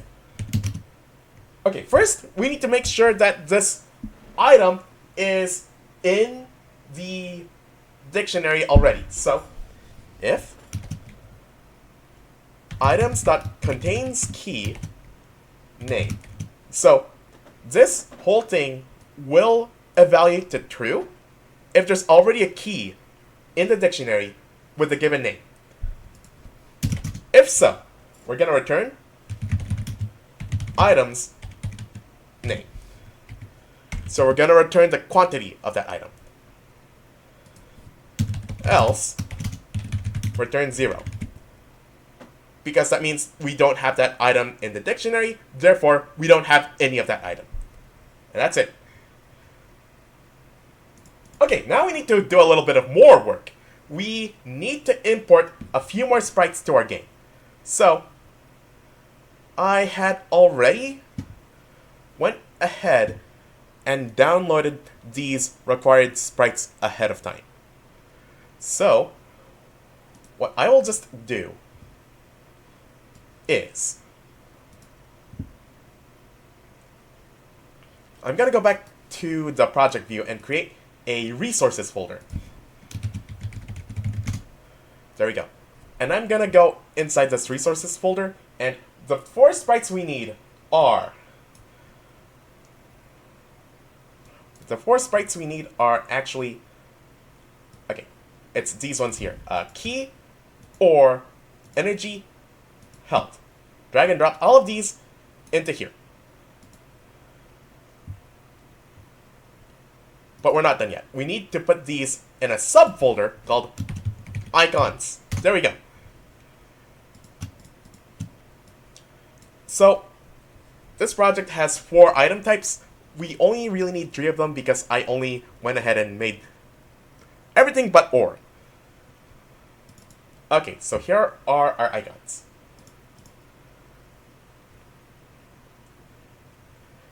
Now we have that. Now we need to make another empty game object, so I'm gonna go to edit, no, not edit, assets, no, game object, create empty, I'm gonna name it controller.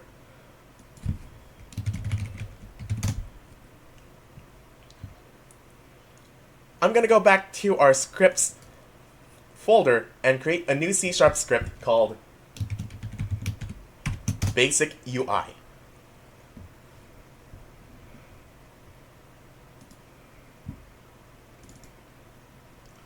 Now, we can start adding code that will draw our UI in the media mode. So, we don't need a start method or an update method. All we need is an onGUI method. Now, what we need now is where do we start drawing these things? So we're going to draw boxes on our screen.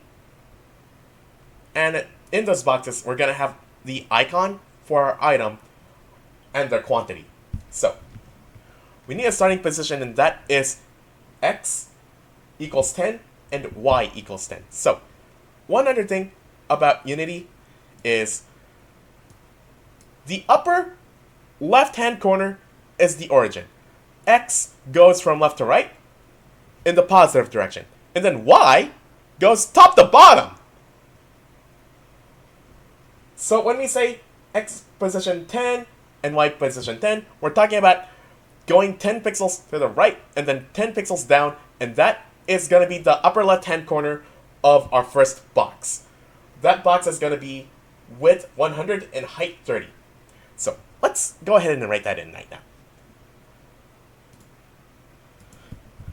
Int pos x equals 10, int pos y equals 10, int width equals 30. I'm sorry, 100. Int height equals 30. Int buffer equals 10.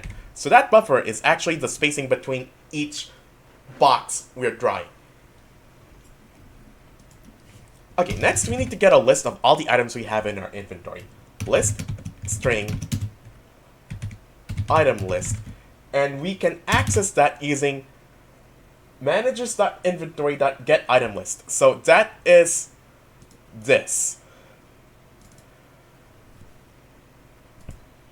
So managers.inventory.getItemList. That's it. Okay, so one other thing we need to do. If we don't have any items at all, then we're just gonna draw a single box, and all it says is no items. If item list dot count equals 0, GUI dot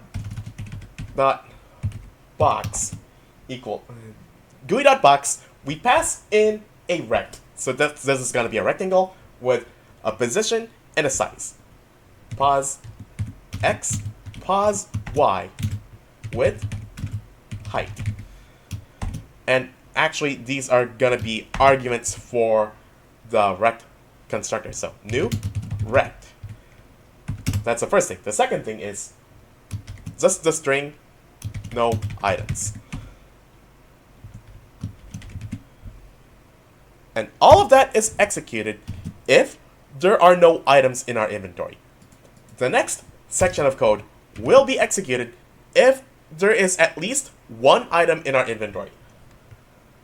And it's going to be a for each loop. For each string item in item list. I'm hoping this shows up well on YouTube because I have all the text in Visual Studio upscaled. There we go. Int count, and this is going to be the count.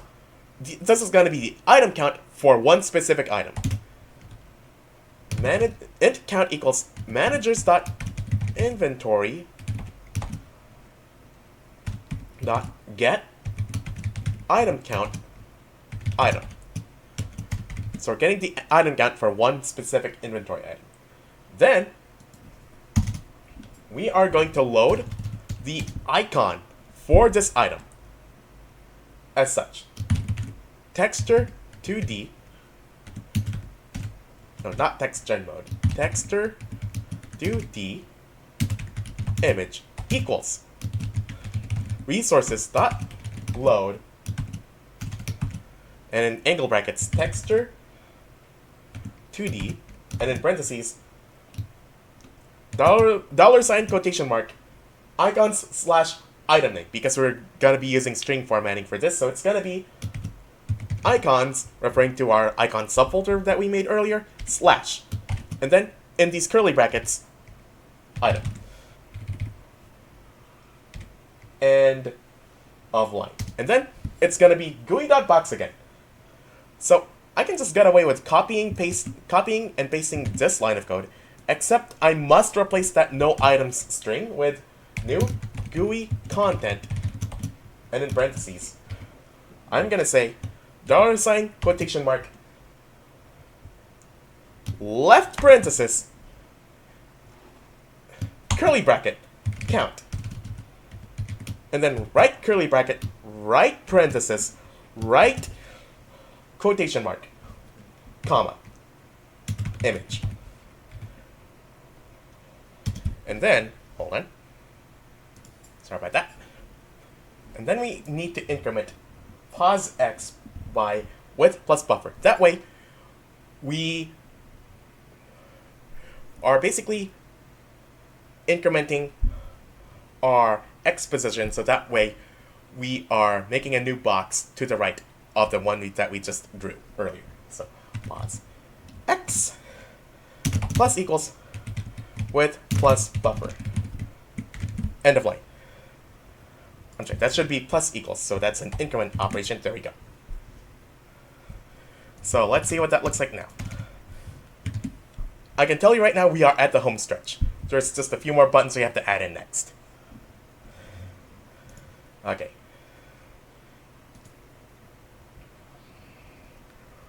Run this game again. Nothing's happening, but I think I know why. I forgot to attach the basic UI to this. So, basic UI, go.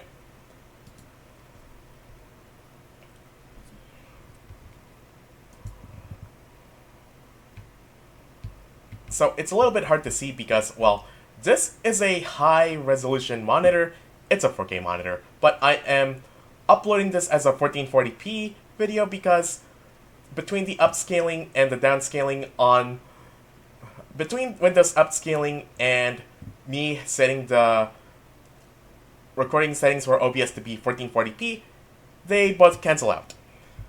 So it's effectively, as far as you're concerned, it's basically 1440p footage, even though it's actually 4K on my end. And that means the icons here might be a little bit too small. But I think I can fix that by simply changing these values. So I'm gonna change this. I know Windows upscaling on my computer, that is 150%. So I'm just gonna make these 150 and 45 for the width and height. And then I'm gonna change the positions to 15 and the buffer to 15, because that is the previous values multiplied by 150%. Let's see if that changes the size of these icons so that they appear to be larger. Okay, it did, but it didn't do anything about the text. However, we should be able to see everything a little bit more clearly. So we have 3 health items. Now we have 3 energy items, and we have the 1 key from before. It's working! Okay.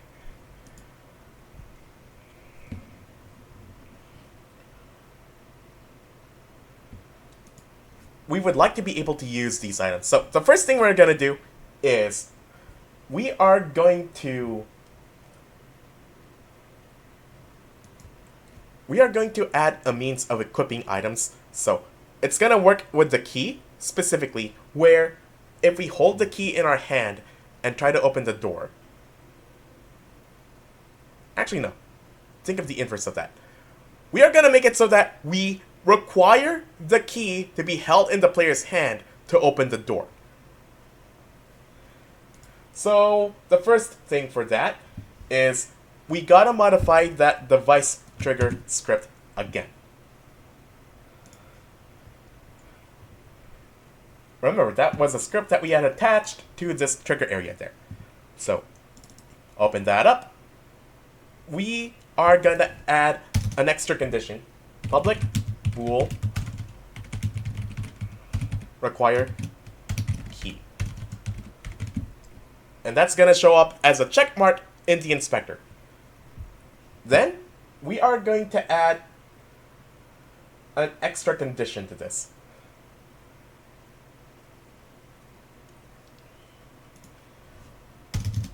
Or rather, I'm gonna write it like this. If require key and managers.inventory.equip item does not equal key,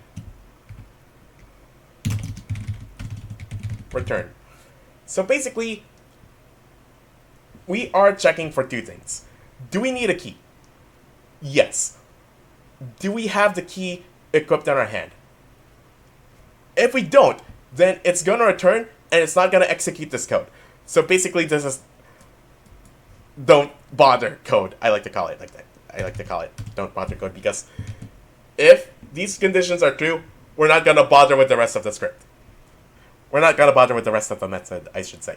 So we now need a property called equipped item because I have managers.inventory.equipped item, but it's throwing an error because we didn't even define that yet. So I need to go back to the inventory manager again. We need to add a property called equipped item. So this is going to be a string. I'm going to have it right after the manager status. So public string equipped item get private set. Okay, now we just need a means of setting that. So we're going to have an equip item method. I'll just put it right after all of these methods. So I'm gonna say public bool equip item string name. If items.contains key name and equip item does not equal name. Basically, we are comparing the currently equipped item in the player's hand with the item that we are trying to equip. If the currently equipped item name If the name of the currently equipped item does not match the name of the item we are trying to equip, we are basically going to swap items then. So, I'm just going to say equip item equals name. Debug.log equipped item colon and then plus name. And then return true. And then after all of that, I'm going to say equip item equals null. So this is going to be code that executes if this expression did not evaluate to be true. So this is going to be unequipping. Debug.log unequipped item.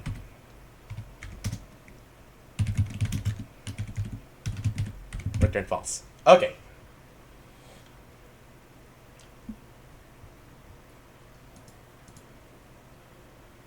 So now we're gonna add equip buttons to. So we have the basic UI code drawing stuff onto the screen. It says that now we need to draw another set of things below those icons that we drew previously. So, I'm going to write another for each loop after that. But before we do that, I'm going to say pause x equals 10. I should say pos x equals 15 because I am upscaling all my values because I have a high precision monitor. Okay, pos y equals, no, plus equals height plus buffer. So we're gonna be setting our y position to be below that of the previous set of icons that we drew. So that way, we're gonna draw another set of buttons. We're gonna draw a set of buttons below everything that we've drawn before. For each string, item, and item list.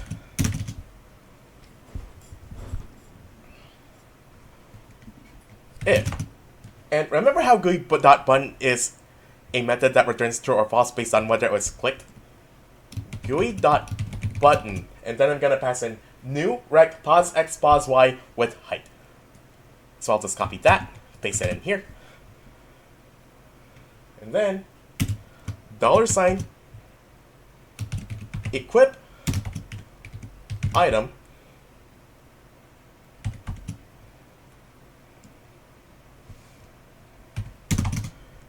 So, if this button is clicked, and all it says is equip item, then we are going to say managers.inventory.equip item. And then we're going to say pos x plus equals width plus buffer. There we go. So let's see what that looks like. So I'm going to play the game again.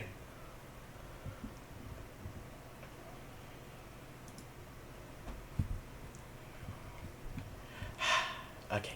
No items in the inventory. Grab. Now I have an option to equip the energy. Equipped item energy. Unequipped. Equip it again. Unequipped. So it's a little bit hard to see because that's all in the debug console. Here we go. I equipped it and then I unequipped it. And now we have an energy item here. I'm going to equip the health item. So it's basically a health pack. And then I'm going to equip the energy item again, while the health item is also equipped. So now the energy item is equipped. Now I'm going to grab the key. So this is supposed to operate the door if I have the key in my hand. But the thing is, right now, I did not check the checkbox for the required key. So let's go fix that right now. So this was the trigger area for the automatic door. There is a required key checkbox right above my face cam. Check. Check that checkbox. So now, if we try to open the door without the key, it's not going to work until I equip the key. There we go. And that is on the on-trigger-enter method. So if I unequip the key and leave, it's not going to force the door open. Okay, so that is everything for using the key. The last bit of code, we're going to use the health pack, because the players start out with half of their max health. So let's use these health packets here. These health packs. We are going to add in one more button where we're going to use a health pack, and it's going to increase the player's health, and it's also going to decrement the count for our health packs by 1 for each time we use a health pack. So let's do that right now. This is gonna be the last bit of code that we add to this massive project. Well, massive in terms of how much code we had to write. So let's begin.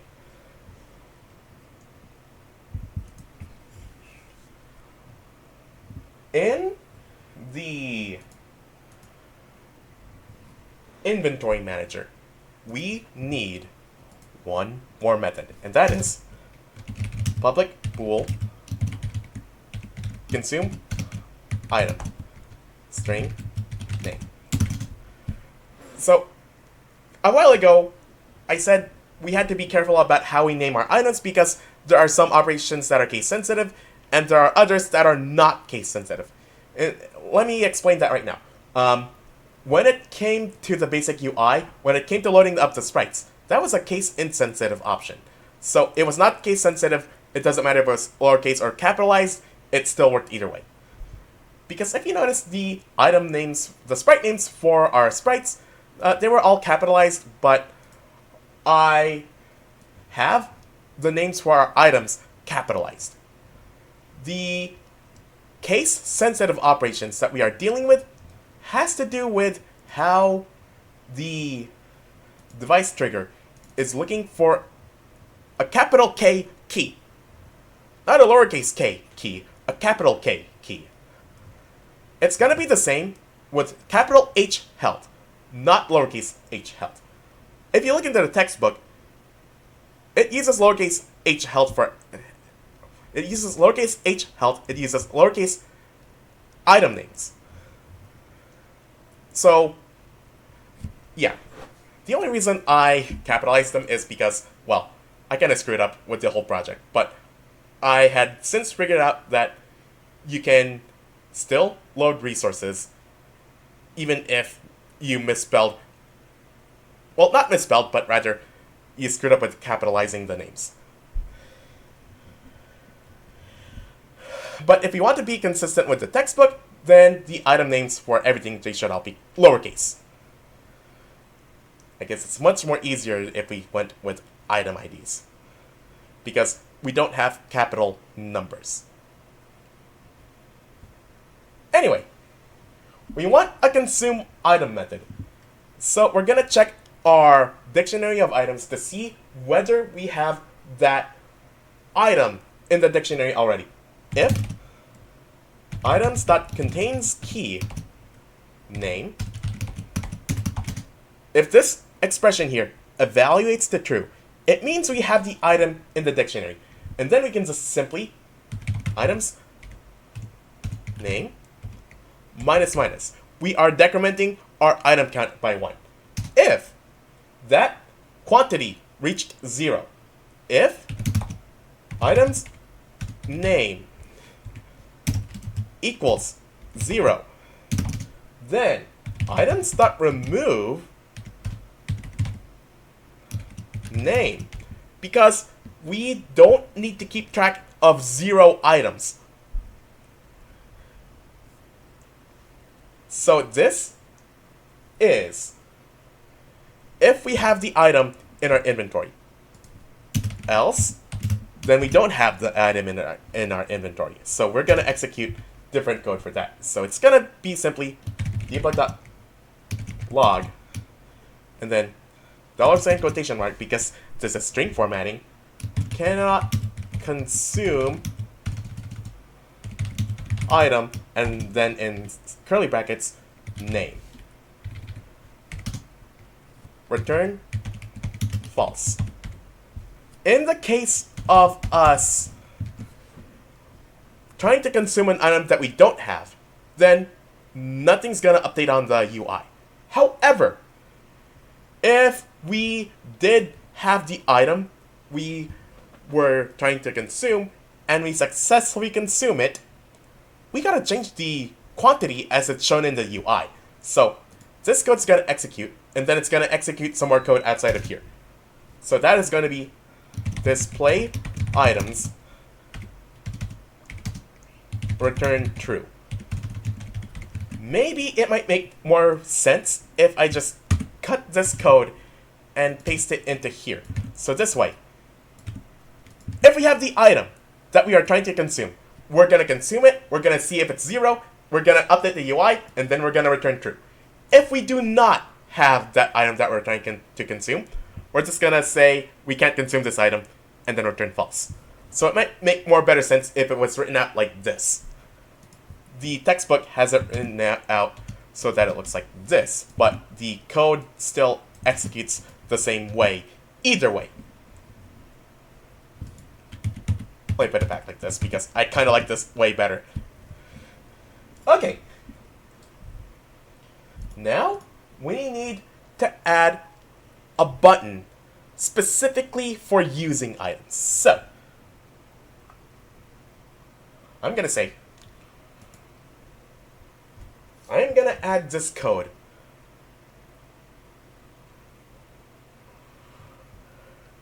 I'm gonna add this code into here.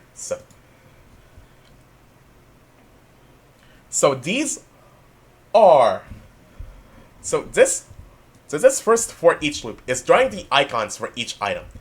This for each loop is drawing equip buttons for each item. So we need to add this code into the second for each loop, because if we are adding the health item, then we're gonna have a special case for that, where we are gonna use that item. If GUI.button. Actually, no. Before we even do that, we need to first do if item equals health. And remember, this is going into the second for each loop. And also, it must be capital H health, because I spelled health with capital letters. Or rather, it's a capital H health. I capitalized the first letter of each item name. So this operation is case sensitive. If the item is health, and if GUI.button new rect pos x pos y plus height plus buffer. So this is gonna draw a button that is below the equip button. And then the width and height are gonna be the same as everything else.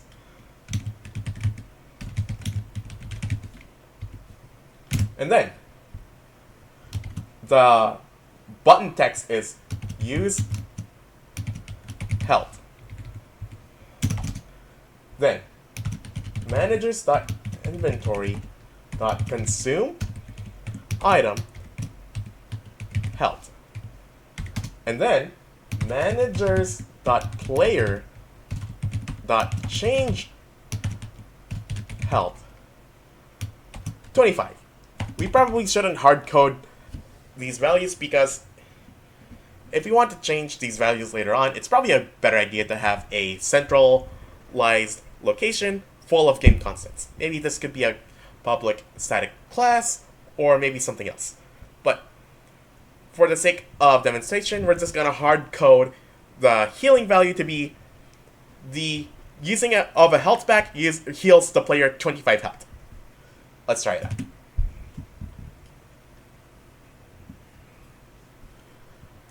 So this is the last thing we are adding to this project here. No items, but grab. Okay, use health, but there's a little bit of a bug that I just discovered, and that is the positions of the buttons are not quite right. However, it works in the least that I can use a health pack. Now I have 75 out of 100 health, and then 100 out of 100 health. And if I use up another health pack, the code's not smart enough to prevent me from using a health pack when I don't need to. So maybe it might be worth adding some code so that it says you can't use a health pack when your health is at max.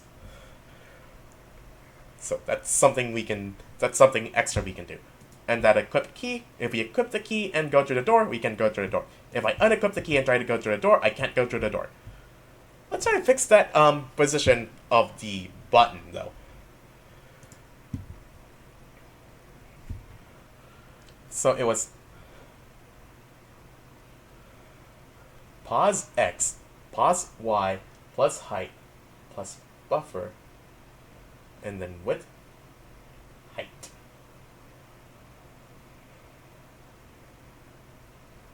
Okay, I think I found it.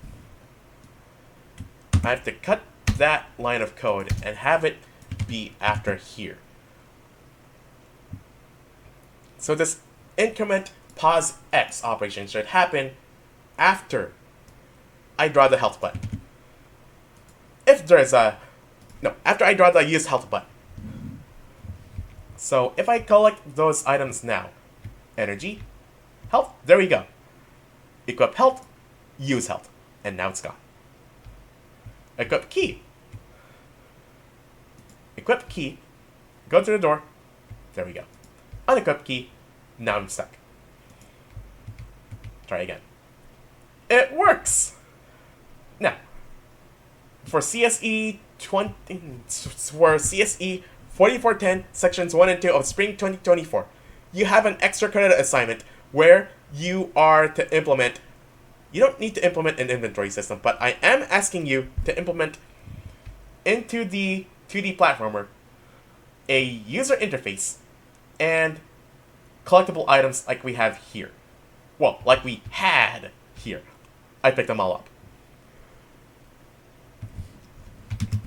So the instructions on that are in Canvas, but I'm going to quickly explain them to you real quickly. You are to add a jump counter, so it's going to count how many times the player has pressed the jump button, that's the spacebar. You are to add a score counter because you're going to have items that the player is going to collect for a high score. You're also going to add health items so that the player can restore their health. And of course you need interactable objects for those, so you obviously got to have health, you got to obviously have stuff that the player collect to increase their score. So that's basically it for your extra credit assignment. You are basically adding on to the 2D platformer to make it a more worthwhile game to play. Because as it was when we made that game, there really wasn't much to it.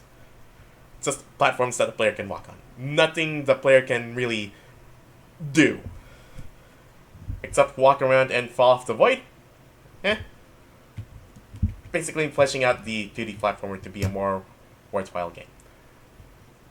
You are to use the material regarding this project, plus the one regarding the UI. Further instructions for that are all on Canvas, so... And again, it's an extra credit assignment because I want you to have enough time for you to focus on your final project, where you are going to use this information, plus one more set of lecture slides. You are going to use the information regarding adding a UI. You're going to use the information here regarding adding interactable objects. You're going to use the information about... And the next chapter is about adding sound to our game. So that's going to be a little bit more fun. So you're going to use the information about adding a UI, adding interactable objects, and adding sound. You're going to use that information to polish up your final project. And again, your final project, you have the option to either continue one of the base games that we have worked through for our midterm. Your options for that were the 2D platformer, the 2D memory game, and the first-person shooter, or you can make a whole new project altogether. So, that is your final project. That is your extra credit assignment. Use these instructions. Use the lecture material. You must exit play mode to save the scene. Because now we are at the home stretch. The last important thing that I want to talk about is how to add sound to our video games. I'll see you next chapter. And that is chapter 11, by the way. Sound effects is chapter 11. Alright? Thank you, class. Thank you for watching. Thank you for sticking with me for... this recording is 2.5 hours long. It's gonna be the longest video I've ever uploaded regarding this. So, thank you for sticking with me, and we'll meet up next chapter. Have a good day.